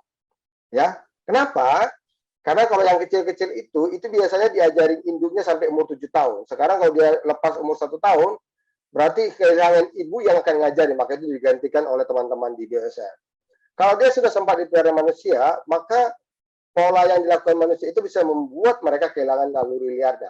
Itulah kemudian mereka datang dan kita ajarin. Nah, kalau sekolahnya mereka mulai pre-release sampai kemudian sekolah tahun 1, sekolah tahun 2 di BUSF, kurikulum lanjutannya adalah masuk ke pulau pra pelepas liaran dan salah satunya adalah Pulau Salak. Begitu. Nah, di Pulau Salak inilah mereka akan praktek bahwa apa yang mereka pelajari di sekolahnya, hidup mandiri, nyari makan, bikin sarang, dan sebagainya itu dilakukan di Pulau Salak. Tapi kalau di situ pulaunya terlalu kecil, ya karena orang tadi 100 hektar bisa eksplorasi, maka kita tambahinlah makanan tambahannya. Itu yang tadi dari bantuan teman-teman SSMS dan kerjasama sama masyarakat di Desa Pilang. Nah, orang-orang itu yang kemudian kita evaluasi, bisa mandiri atau belum. Kalau sudah bisa mandiri, maka mereka akan kita lepas liarkan ke Taman Nasional Bukit Baka Bukit Raya dan di Hutan Lindung Batikap untuk di Kalimantan Tengah. Gitu. Oke, wow, ini prosesnya panjang juga ya Pak ya. Tapi aku masih penasaran nih, kenapa perlu disekolahin? Bukannya mereka punya insting untuk melakukan semua hal ini ya, kayak manjat, nyari makan, dan sebagainya? Nah, insting itu kan dibangun oleh hubungan ibu dan anak ketika mereka bersama ibunya diajarin selama bertahun-tahun. Ya, bayangkan kemudian kita mengambil anaknya dan meliharanya, dan kebiasaan kita kan memelihara orang hutan itu dan memperlakukan orang hutan itu seperti anak kita, seperti manusia. Kita kasih indomie, kita kasih nasi, dan macam-macam. Sehingga nalurinya dia itu menjadi tidak terbiasa lagi lepas. Karena itulah yang pernah dipelihara manusia kita ajarin supaya nalurinya itu balik lagi. Nah, yang kecil-kecil tadi, yang tadinya ibunya yang ngajarin, itu menjadikan harus diajarin oleh teman-teman kita yang jadi ibu asuhnya. Itulah yang namanya sekolah itu. Nah, misalnya ada orang hutan tuh, dulu namanya Suja. Itu kita temukan umur 4 tahun. Kemudian ada orangutan yang berhasil dikembalikan dari Thailand. Itu ada 46 orangutan dari Thailand. Jadi dulu Suja sama teman-temannya itu digunakan di Thailand itu sebagai atraksi. Kenapa mereka bisa ke sana? Karena lewat perdagangan ilegal, ya. Nah, dalam proses dididik menjadi entertainer di Thailand, itu dia kan punya trauma. Sehingga dia perilakunya itu nggak kayak manusia. Jadi kayak manusia, bukan kayak orang hutan. Jadi kayak orang benaran. Nah, ketika kita repatriasi balik ke Indonesia, itu tahun 2006, kita harus sembuhkan dulu traumanya. Dan itu nggak mudah dan nggak sebentar. Ya, setelah 2006 dia datang, 7 tahun kemudian, dia punya anak. Waktu itu teman-teman di pusat rehabilitasi nama anaknya Syahrini. Tapi ternyata teman-teman semua, kalau manusia punya baby, orang hutan juga punya penyakit yang sama seperti itu. Jadi dia ketika punya anak itu, walaupun sudah burung 7 tahun kemudian setelah pulang itu, udah umur 11 tahun, dia nggak bisa ngurusin anaknya si Syahrini itu. Sehingga Syahrini terpisahlah pengurusannya dengan anaknya. Nah ini Syahrini jadi diurus oleh babysitter. Ya. Nah, setelah proses-proses panjang seperti itu, tahun 2017, itu sudah kita pindah ke Pulau Salak. Karena proses sekolahnya sudah selesai.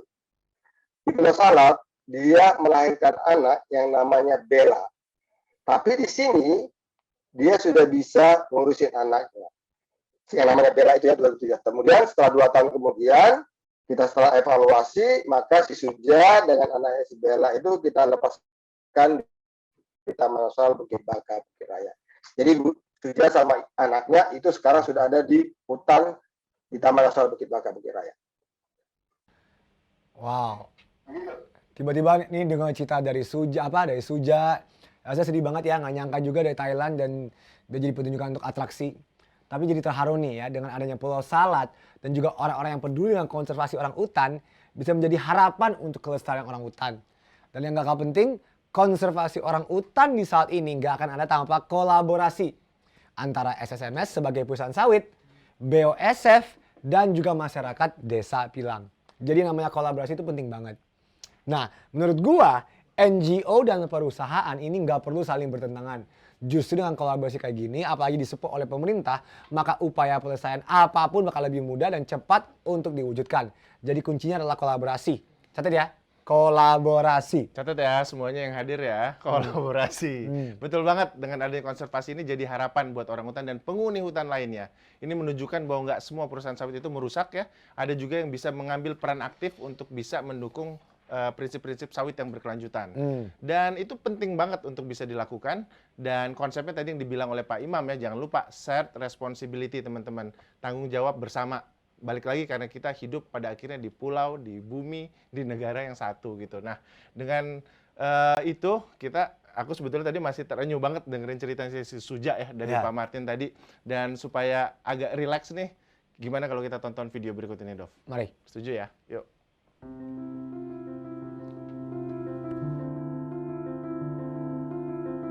Tidak semua yang hilang dapat terganti. Apa yang telah rusak sering sisakan jejak luka nan abadi. Alam adalah fondasi kehidupan. Keruntuhannya adalah petaka bagi umat manusia. Tak peduli siapa mereka, di mana mereka berada. Menjaga bumi, keanekaragaman hayati, dan nilai konservasi bukanlah beban kewajiban, namun sebuah bentuk tanggung jawab bagi diri sendiri dan anak cucu. Karena kita tidak hidup sendiri atau hanya untuk hari ini. Kita adalah jalinan dari jejaring kehidupan yang menakjubkan dan saling ketergantungan. Sawit tidak melulu hanya bisa merusak. Sawit juga bisa bertanggung jawab, menjaga dan merawat kelestarian alam. Sawit berkelanjutan dibangun dengan niatan melindungi ekosistem yang menjadi bekal bagi generasi yang akan datang. Mengelola kawasan yang bernilai konservasi tinggi, melindungi hutan dan beragam hewan dan tanaman yang ada di dalamnya, menjaga stok karbon, mengendalikan polusi udara, air, dan mengurangi emisi gas rumah kaca, melawan penggurunan dan mengembalikan kesuburan tanah, mengurangi degradasi lingkungan dan perubahan iklim. Di titik ini, kita semua dapat menentukan pilihan untuk dapat menjadikan industri sawit yang lebih berkelanjutan, yang memberikan nafas, ruang, dan manfaat bagi kehidupan.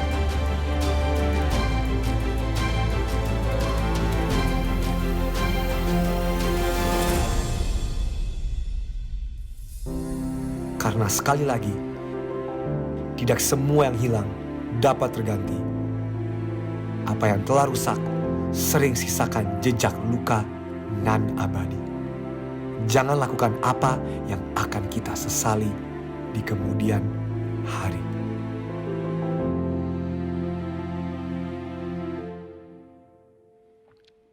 Waduh, itu suara Pak Martin apa suara siapa ya di video tadi? Suaranya sangat-sangat bagus. Oke, seneng banget ya bisa ada kolaborasi ya kan, kita lihat langsung antara perusahaan sawit, LSM, dan masyarakat. Ini menunjukkan kalau sebenarnya ketiga pihak ini bisa kalau mau ya terlibat gitu ya dan berkolaborasi dalam rantai pasok kelapa sawit yang berkelanjutan. Dan harusnya memang kita semua bisa melakukan itu karena what at stake itu adalah alam dan satwa dan juga masyarakat kita. Semoga ini bisa jadi inspirasi ya buat pihak-pihak terkait. Di sini ada banyak sekali dari perusahaan sawit. Aku yakin juga sudah banyak yang punya komitmen untuk melakukan prinsip sawit berkelanjutan. Dan juga buat student, mahasiswa, semuanya bisa terinspirasi untuk berbuat dan melakukan hal yang serupa. Oke deh, kayaknya udah cukup panjang perjalanan kita, udah harus pulang. Dan sebelum kita kembali ke alam kita masing-masing, kita kayaknya nggak afdol kalau kita nggak foto ya, Dov ya? Ya, foto dulu. Foto dulu, oke ya. Boleh saya invite semua orang untuk membuka kameranya. Pasang gaya terbaik, boleh? Gimana caranya? Mau gaya orang hutan juga boleh? Oke, aku kasih aba-aba ya. Kita mulai. 3, 2, 1. Sekali lagi. Oke. Next slide. Oke. Boleh ganti gaya. Tetap semuanya bergaya. Hidupin kameranya. 3, 2, 1. Oke. Next slide. Next slide. Swipe. Satu kali lagi. 3. Pasang gaya terbaiknya. 3, 2, 1. Oke. Udah nih, panitia udah ya. Sip. Sekarang saatnya kita pulang dan menyusuri sungai. Sama seperti tadi kita datang ya. Dan asik banget nih menyusuri sungai ini. Momen terbaik untuk merenung. Selain di gunung kemarin kita, Dov ya, kita merenung ya. Kira-kira kalau lo, Dov, apa yang lo renungkan atau dapatkan dari perjalanan kita sore ini? Pasti di virtual tour kali ini, gue belajar dan bisa merenungkan banyak hal ya. Tapi beberapa hal yang gue belajar adalah pertama, dari perjalanan ini gue bisa langsung lihat bagaimana industri sawit berkelanjutan ini berjalan. Nah, ternyata isu negatif soal sawit itu buruk untuk lingkungan dan masyarakat nggak terjadi di semua perkebunan sawit. Karena ternyata ada loh pelaku sawit berkelanjutan, salah satunya yang kita lihat sama virtual tour ini. Di mana selain mereka berproduksi menghasilkan minyak sawit, mereka juga bertanggung jawab untuk menghormati dan memenuhi hak-hak pekerja dan masyarakat, membantu meningkatkan perekonomian mereka, dan berperan untuk menjaga dan melindungi hutan, keanekaragaman hayati, dan alam yang ada. Dan gue rasa sawit berkelanjutan ini menjadi salah satu solusi ya agar industri sawit bisa sejalan dengan kesejahteraan masyarakat dan pelestarian alam.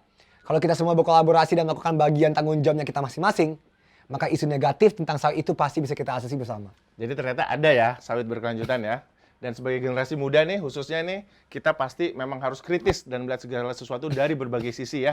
Tentunya kita harus jaga juga ya, dan kawal, kita dukung dan support nih teman-teman yang udah berbuat baik untuk terus konsisten.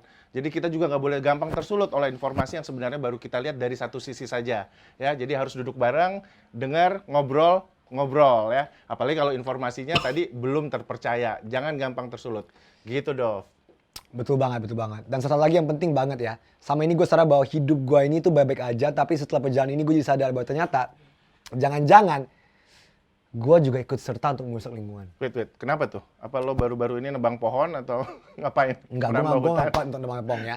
Tapi mungkin gue nggak nebang pohon, gue nggak buang sampah sembarangan, gue nggak pakai plastik dan lain-lain. Tapi sadar atau enggak, selama ini gue nggak pernah aware sama apa yang gue beli. Gue nggak peduli itu asal dari mana, apalagi di awal kan dibilang kalau hampir dari pagi sampai malam semua produk yang kita pakai itu mengandung minyak sawit. Jadi seandainya kalau gue beli produk yang berasal dari perusahaan sawit yang gak berkelanjutan, sawit yang rusak hutan, yang menyebabkan sapat punah dan lain-lainnya, itu berarti gue udah ikut ambil bagian dalam upaya perusahaan lingkungan. Secara nggak langsung ya? Ya, secara nggak langsung. Ibaratnya gue teriak sawit menyebabkan kebakaran hutan, tapi secara nggak langsung gue salah satu penyebabnya. Karena gue konsumsi selama ini. Bener ya, jadi tadi bukan hanya pelaku di hulu, tapi kita sebagai konsumen juga harus bisa ambil andil ya. Betul. Dan selama ini gue juga nggak pernah tahu sih asal-usul produk yang gue beli sih. Asal beli aja, jujur aja. Yang penting sesuai kebutuhan. Dan mungkin banyak dari kita juga masih melakukan hal yang sama. Kita beli tanpa peduli sumbernya dari mana. Betul, maka dari itu, habis pulang dari virtual ini, gua mau lebih aware dan gua mau mengajak kalian semua yang nonton virtual tour ini, berapa kayak ratusan orang yang nonton virtual tour ini untuk sama-sama lebih aware sama produk yang kita beli. Jangan sampai kita beli produk yang asal-usulnya melakukan, tapi beli produk yang memang jelas berasal dari perusahaan yang melakukan upaya dan mengikuti praktek-praktek berkelanjutan. Bener ya.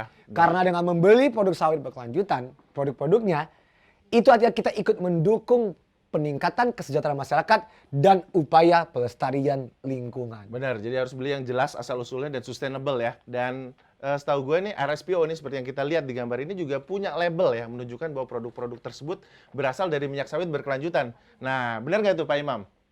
Ya, benar Mas Iben. Jadi label RSPO ini menunjukkan bahwa produk tersebut berasal dari sawit yang dikelola secara berkelanjutan. Label inilah yang bisa dijadikan acuan dan jaminan bagi konsumen bahwa produk-produk yang mereka beli berasal dari proses produksi yang telah menerapkan prinsip berkelanjutan dan bertanggung jawab. Hanya saja penggunaan label dalam produk ini belum jadi kewajiban bagi produsen.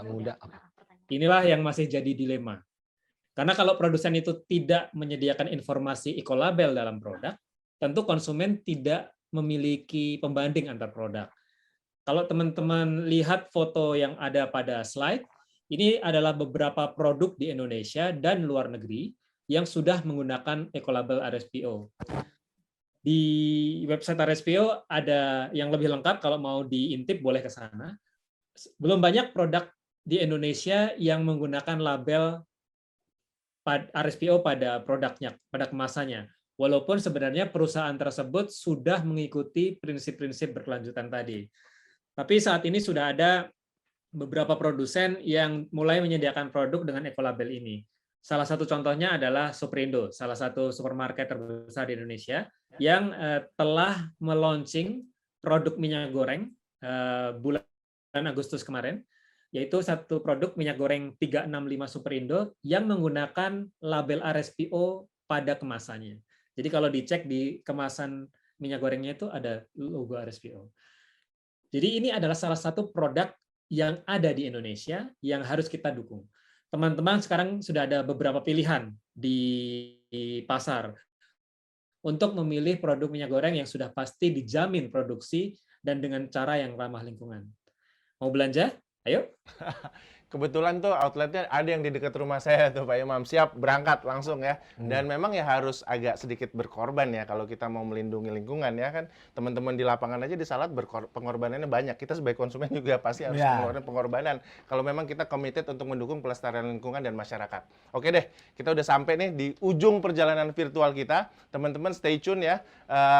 Dari tadi ngomong banyak seret juga ya Dov ya. Iya. Pegel ya. Tapi kita masih ada video nih untuk mengkonklusikan atau menyimpulkan perjalanan kita selama siang ini. Silakan. Oh, belum ya? Masih ada ya. Videonya setelah lu ngomong penutup. Setelah gua ngomong penutup. Ya, itu dia. Oke.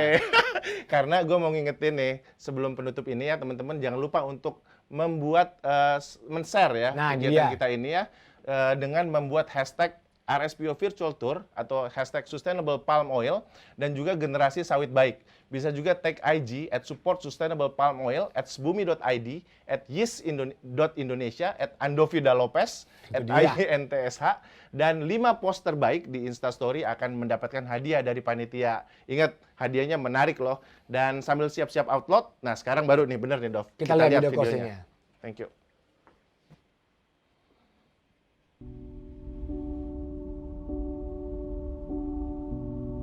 Senang banget hari ini gue bisa berbagi dengan sahabat.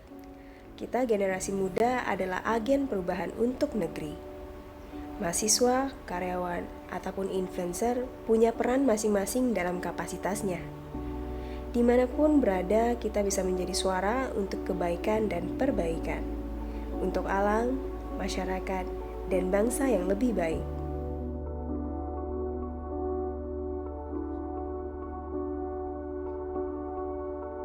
Kehidupan kita masyarakat urban, cara kita mengkonsumsi sumber daya untuk kemauan dan kebutuhan kita yang seakan tidak ada habisnya ini, ternyata bukan tanpa dampak.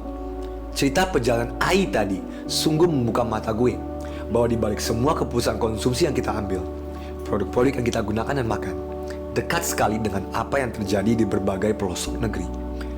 Beruntung ada secerca cahaya harapan di balik kontroversi industri sawit yang berlangsung. Praktik sawit berkelanjutan yang ramah lingkungan.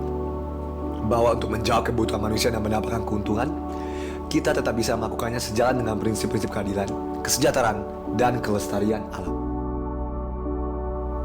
Perubahan dimulai dari kita dan oleh kita, hari ini juga.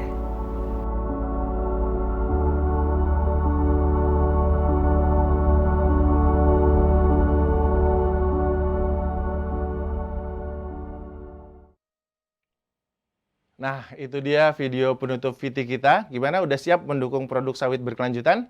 Karena pada akhirnya perubahan itu ada di tangan kita semua ya. Pilihan yang kita ambil setiap hari dalam hal apa-apa yang kita konsumsi akan sangat berpengaruh terhadap pelestarian lingkungan dan peningkatan kesejahteraan masyarakat. Oke, kita semua harus ambil peran dan tanggung jawab dari masing-masing dari kita. Perusahaan di hulu menghasilkan dan mengelola perkebunan sawit dengan cara berkelanjutan. Perusahaan di hilir, pedagang dan penghasil produk menggunakan dan menghasilkan produk dengan bahan baku sawit yang lebih berkelanjutan. Dan yang paling utama, kita sebagai konsumen mendukung dengan cara membeli produk-produk sawit berkelanjutan dan berekolabel. Nah, sebelum sesi pertama ditutup ya, kita akan ada satu video wrap up lagi ya, yang fun. Tapi sebelum ke video tersebut, kita akan masuk ke sesi tanya jawab ya. Ini banyak banget nih pertanyaan dan seru banget. Aku dari tadi ngeliatin di kolom chat ya, dan itu menunjukkan engagement dan partisipasi teman-teman semua ya, bahwa ini adalah sesuatu yang benar-benar dekat dan teman-teman peduli sama isu ini. Dan kita akan masuk ke sesi tanya jawab ya. Udah pada nggak sabar ya. Ada beberapa pertanyaan ya yang aku akan bacakan. Ini sudah dipilih oleh panitia. Karena keterbatasan waktu, kita tidak mungkin bisa membacakan dan menjawab semuanya. Ini aku akan langsung bacakan saja ya. Ada pertanyaan pertama. Ini adalah dari Niputu Adelia Windasari ya, yang sudah dipilih oleh panitia. Pertanyaannya adalah, aku bacain aja. Kenapa produk-produk olahan minyak kelapa sawit harus memiliki sertifikasi RSPO? Apakah yang melatar belakanginya? Kemudian apa dampak dari sertifikasi RSPO kepada pihak konsumen, distributor, dan produsen olahan produk berbahan minyak kelapa sawit? Kayaknya udah jelas siapa yang akan menjawab. Silakan Pak Imam. Baik, makasih Mas Iben. Terima kasih, pertanyaannya bagus sekali. Jadi kenapa perlu menempuh sertifikasi? Sebenarnya sertifikasi itu adalah instrumen, cara. Apa yang ingin dicapai adalah perbaikan di tata kelola. Apa yang ingin diraih tentunya sudah diterapkan atau dirumuskan di dalam standar yang dalam hal ini merupakan standar untuk sawit berkelanjutan. Sehingga kalau kita punya standar yang kuat tetapi tidak diterapkan di lapangan, tentu saja akan menjadi sesuatu yang disayangkan. Maka anggota RSPO sebagai bagian dari komitmennya untuk mendorong tata kelola industri yang lebih baik, berkomitmen untuk menerapkan standar itu di lapangan. Sertifikasi adalah proses untuk memastikan penerapan itu sesuai dengan apa yang diatur sebagai persyaratan di dalam dokumen. Sehingga ujungnya adalah terciptanya tata kelola pengelolaan kelapa sawit yang bukan hanya berfokus pada aspek ekonomi, tetapi juga punya komitmen terhadap perlindungan lingkungan dan tanggung jawab sosial. Itulah yang mendorong kenapa sertifikasi menjadi penting. Karena kita publik, saya menempatkan diri sebagai publik juga, perlu untuk mendapatkan jaminan bahwa apa yang dilakukan oleh para produsen itu memang sudah memenuhi kaidah-kaidah yang digariskan dalam prinsip keberlanjutan. Peran konsumen atau kita yang sehari-hari menggunakan. Salah satu aktor yang paling punya power terbesar di bumi ini adalah konsumen. Tidak memandang umur, tidak memandang ras, tidak memandang golongan. Tetapi konsumen memiliki kekuatan secara kolektif untuk mendorong perubahan.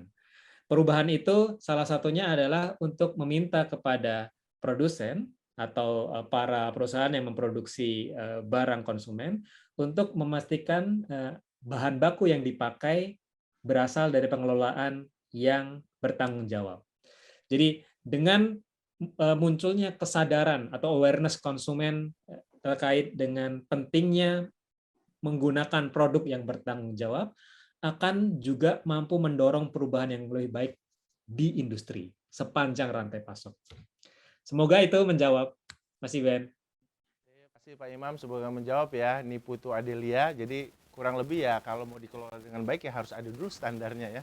Kalau nggak ada standar, gimana cara mengelolanya? Pastinya seperti itu. Dan tadi aku terkesan banget bahwa kita punya power nih. Kita semua adalah konsumen loh, terlepas ini ada yang bekerja di perusahaan ya, atau mahasiswa, kita semua juga konsumen kan. Dan kita punya andil untuk mengambil keputusan, untuk mendorong sawit yang berkelanjutan. Oke, kita lanjut ke pertanyaan kedua ya. Ini keren nih, aku tadi lihat dan aku suka dan untung dipilih nih oleh panitia juga. Ini untuk Pak Nandang ya dari BGA, Pak, dari Angelic Dewi ya. Pertanyaannya, saya pernah baca bahwa penanaman kelapa sawit dalam jangka panjang dapat menurunkan kualitas tanah. Bagaimana cara mengatasinya? Dan apakah perkebunan sawit dapat menggunakan sistem agroforestry? Jika bisa, kenapa perkebunan sawit masih menggunakan sistem monokultur? Nah, ini kritis nih Pak pertanyaannya. Silakan Pak Nandang. Ya, baik. Terima kasih. Pertanyaan yang sangat luar biasa gitu ya. Apakah kurun waktu tertentu akan mendegradasi tanah perkebunan itu? Sebetulnya secara agronomi mungkin ya, seluruh komoditas juga ketika misalnya tanahnya dieksploitasi begitu, maka dalam jangka panjang kesuburan tanahnya akan turun. Nah, untuk kebun-kebun yang ikut dalam program sustainability ini, keberlanjutan ini, kita memang memiliki seperangkat SOP ya, SOP agronomi yang terkait dengan bagaimana kita mengupayakan mempertahankan kesuburan tanah dengan melalui aplikasi-aplikasi yang ramah lingkungan. Seperti tadi saya ceritakan di awal, melalui penggunaan pupuk-pupuk yang ramah lingkungan, pengurangan penggunaan pestisida dan lain-lain, sehingga kesehatan tanah dapat terjaga. Nah, jadi itu adalah salah satu upaya yang kami lakukan. Di antaranya tadi menggunakan pupuk yang berasal dari POME, kemudian juga kita menggunakan musuh alami untuk hama dan lain-lain. Seperti itu, Pak. Nah, kemudian terkait dengan pertanyaan kedua, apakah sawit bisa dengan cara agroforestry? Nah, saya pikir ini tidak bisa ya, saat ini belum bisa karena memang sawit bukan merupakan tanaman hutan. Ya.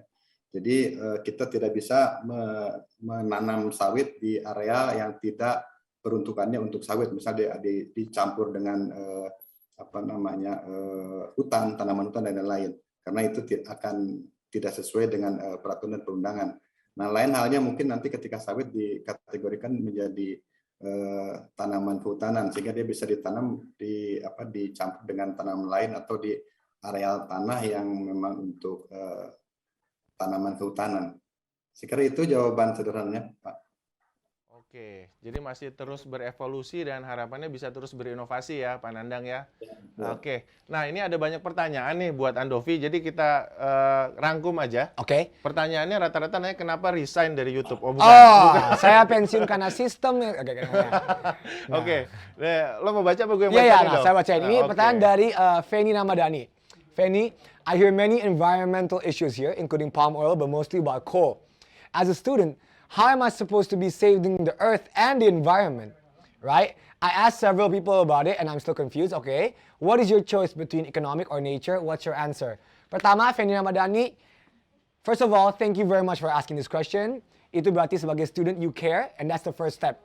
Pertama adalah kita harus menumbuhkan kepedulian kita sebagai generasi gue mau 27 tahun, bagi generasi orang-orang yang lebih muda pada gue, yang 27 tahun ke bawah, Gen Z.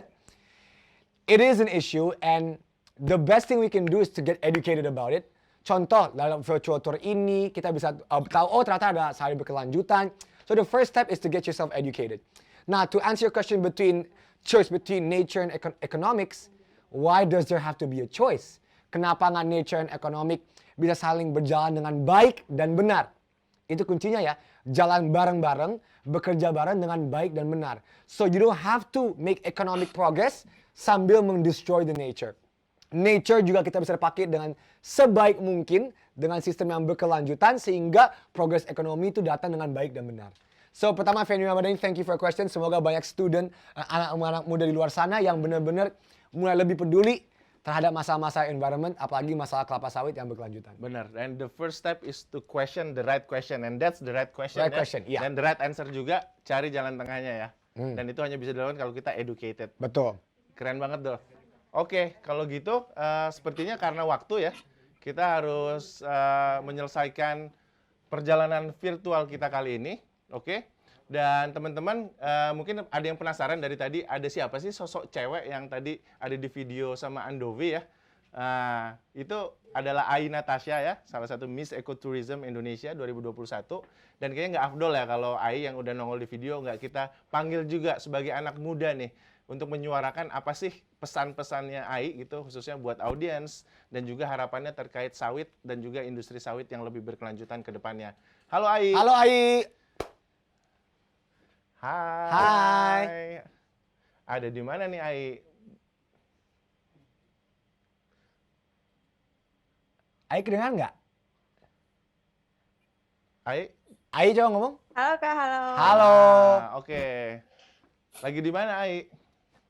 Lagi di Balikpapan. Oh, di Balikpapan. Kak, di Oke, Ai, Kalimantan langsung aja nih Timur. Ai. Dari tadi ngeliatin cowok semua di sini gitu kan. Mungkin penasaran siapa sih yang ada di videonya dan mungkin Ai bisa cerita harapan Ai tentang apa pembelajaran kita yang bisa kita bawa pulang dari hari ini dan apa harapan Ai untuk industri sawit yang lebih berkelanjutan di Indonesia. Thank you so much Kak untuk kesempatannya. And halo semuanya, kenalin aku Ai Natasha, Miss Ecotourism Indonesia, dan senang banget ya bisa melakukan perjalanan kemarin untuk bisa melihat bagaimana industri sawit berkelanjutan. Dan karena sangat berkesan dan beri Ai peluang untuk melihat aksi nyatanya untuk menjalankan prinsip berkelanjutan ini di kegiatan operasional dalam mempertimbangkan aspek pastinya ada sosial, lingkungan, dan ekonomi ya. Tadi di Q&A juga sempat dibahas. Ketika di lapangan, Ai melihat kayak Ini visualnya bukan Ai. secara langsung bahwa masyarakat Visualnya Ai dong. pekerja itu sangat berdampak nih bagi kehidupan mereka. Jadi selain itu juga di kunjungan Ai yang sebelumnya sangat menarik sekali karena juga bisa melihat upaya konservasi orang hutan yang diinisiasi oleh perusahaan sawit yang berkolaborasi dengan LSM yaitu SSMS dan juga BWSF. Jadi sebenarnya dedikasinya begitu tinggi ya Kak dari perusahaan sawit untuk bisa melestarikan orang hutan dan habitatnya. Sebagai langkah nyata pastinya untuk penegasan terhadap komitmen untuk menjaga keseimbangan dan kelestarian industri kelapa sawit ini. Dan selain itu juga nih teman-teman, untuk eco-label sendiri pastinya kita juga harus lebih aware ya terhadap produk-produk yang kita beli karena sangat penting banget buat konsumen sebagai dasar untuk bisa memilih dan membedakan ya mana produk sawit yang berkelanjutan yang sudah sesuai dengan standar-standar ramah sosial atau ramah lingkungan atau tidaknya itu seperti apa. Nah, namun sayangnya pengetahuan ini sangat minim. Jadi harapan kita di sini dan harapan Ai juga teman-teman bisa mewakili anak muda, terutamanya berharap nih para industri dan juga anak muda bisa bekerja sama untuk memberikan awareness, memberikan pengetahuan tentang eco-label dan juga kelapa sawit ramah lingkungan. Terakhir mungkin dari Ai di sini juga ingin mengajak nih teman-teman semuanya khususnya anak-anak muda generasi masa depan kita di Indonesia untuk bisa beralih menjadi konsumen yang cerdas. Cerdas berarti kita pintar dan bijaksana dalam memilih apapun yang kita gunakan dalam keseharian kita. Dan pastinya juga turut serta dalam upaya untuk mewujudkan percepatan transformasi pasar sawit berkelanjutan. Ai juga percaya peran dan kekuatan kita itu sebagai konsumen melebihi segalanya sebenarnya ya di dalam industri kelapa sawit berkelanjutan ini, dan kita punya andil yang cukup besar untuk bisa mewujudkan industri kelapa sawit yang berkelanjutan untuk lingkungan, sosial, dan kesejahteraan semua pihak. Demikian dari Ai, Kak. Wah, Terima kasih banyak, Ai. Nggak salah ya dipilih jadi Miss Ecotourism Betul, Indonesia. nggak salah, nggak salah. Jawabannya komprehensif loh. Thank you Ai ya. Dan Ai itu udah jalan langsung masuk juga ke Ya. lapangan loh. Semoga Jadi suatu memang- hari kita juga bisa jalan masuk Amin, lapangan. amin. Siap ditunggu ya sama Pak Ditunggu. Martin di Pulau Salas. Iya, ya. pasti. Pasti. Oke, terima kasih ya teman-teman buat semua yang sudah bertanya, yang sudah hadir, masih bertahan hingga akhir, dan juga seluruh pihak yang mendukung keberlangsungan acara ini ya. Nah, ini tuh. Wah, banyak tuh. Ya, Banyak coba kita banget ya. lihat. Jangan lupa kasih feedback untuk acara ini, sebarluaskan hal-hal baik atau pembelajaran yang teman-teman dapat melalui postingan Instagram Story dengan hashtag hashtag Nih, RSPO Fit ini Culture. semua hashtag-hashtagnya itu tuh. semua ya. Ini dia. Jangan lupa ya, @Andovida Lopez. Ya, ya. Nah, nanti 5 postingan yang paling menarik akan mendapatkan hadiah dari panitia ya. Betul. Ingat, dapat Hadiahnya hadiah. apa? Hadiahnya kayaknya minyak goreng. Nah, hadiahnya surprise. Ya, itu Surprise. dia. Pasti hadiah menarik lah ya dari panitia yang luar biasa sekali. Dan kayaknya nggak afdol kalau kita mulai dengan video, kita tutup lagi dengan video yang fun ya. Kita saksikan video recap perjalanan kita sore ini.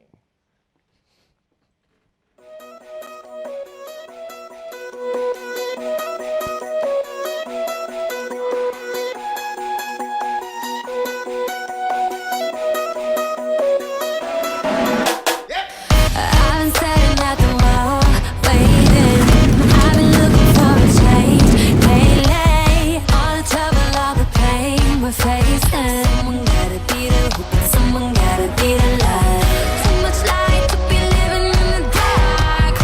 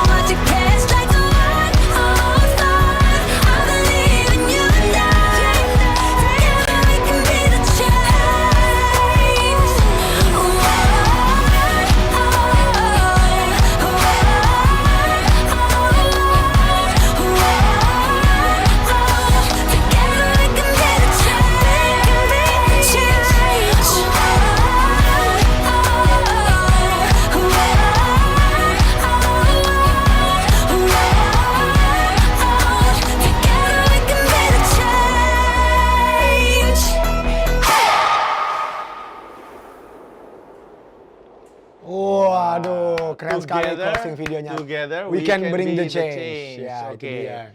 Dov, kayaknya udah di ujung banget nih. Kita akan dengar closing statement dari Ibu Margaret Panggabean ya, selaku Manager Outreach and Engagement RSPO Indonesia untuk secara official menutup perjalanan kita sore ini. Silakan Bu Margi untuk memberikan closing remarks-nya.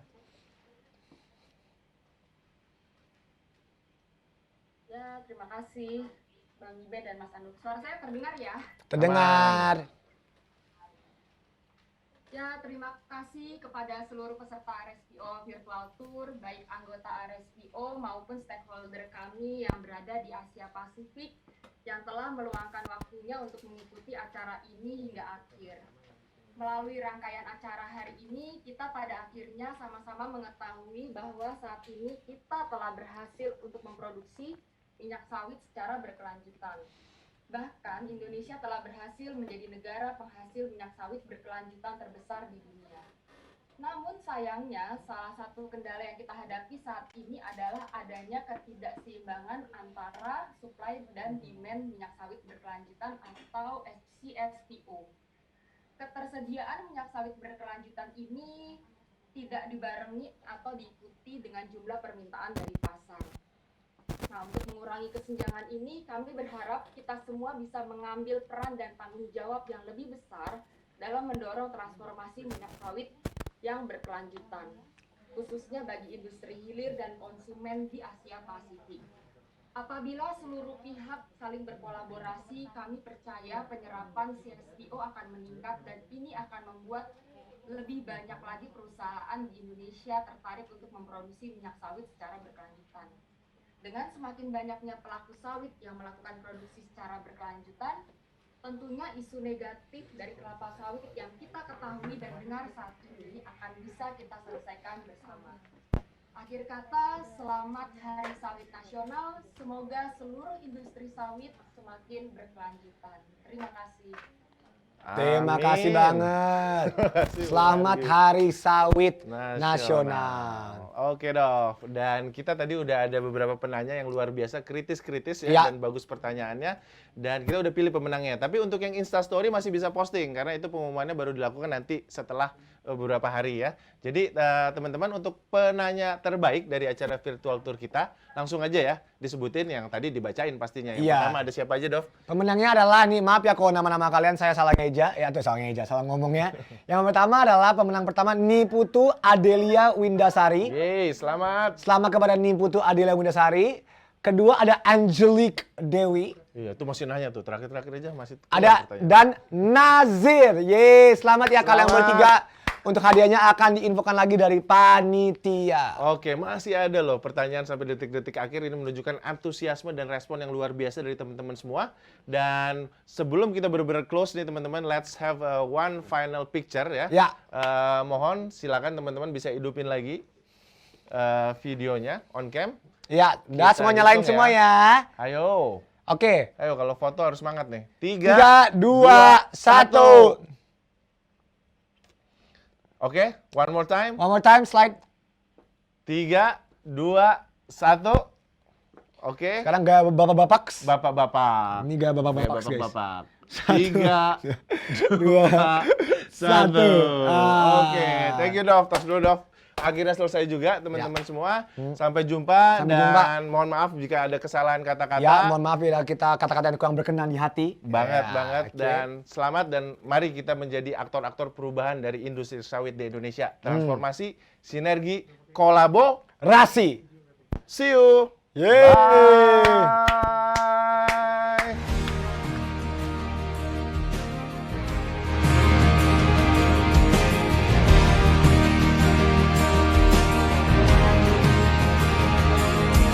Angin berhembus menerpa dedaunan,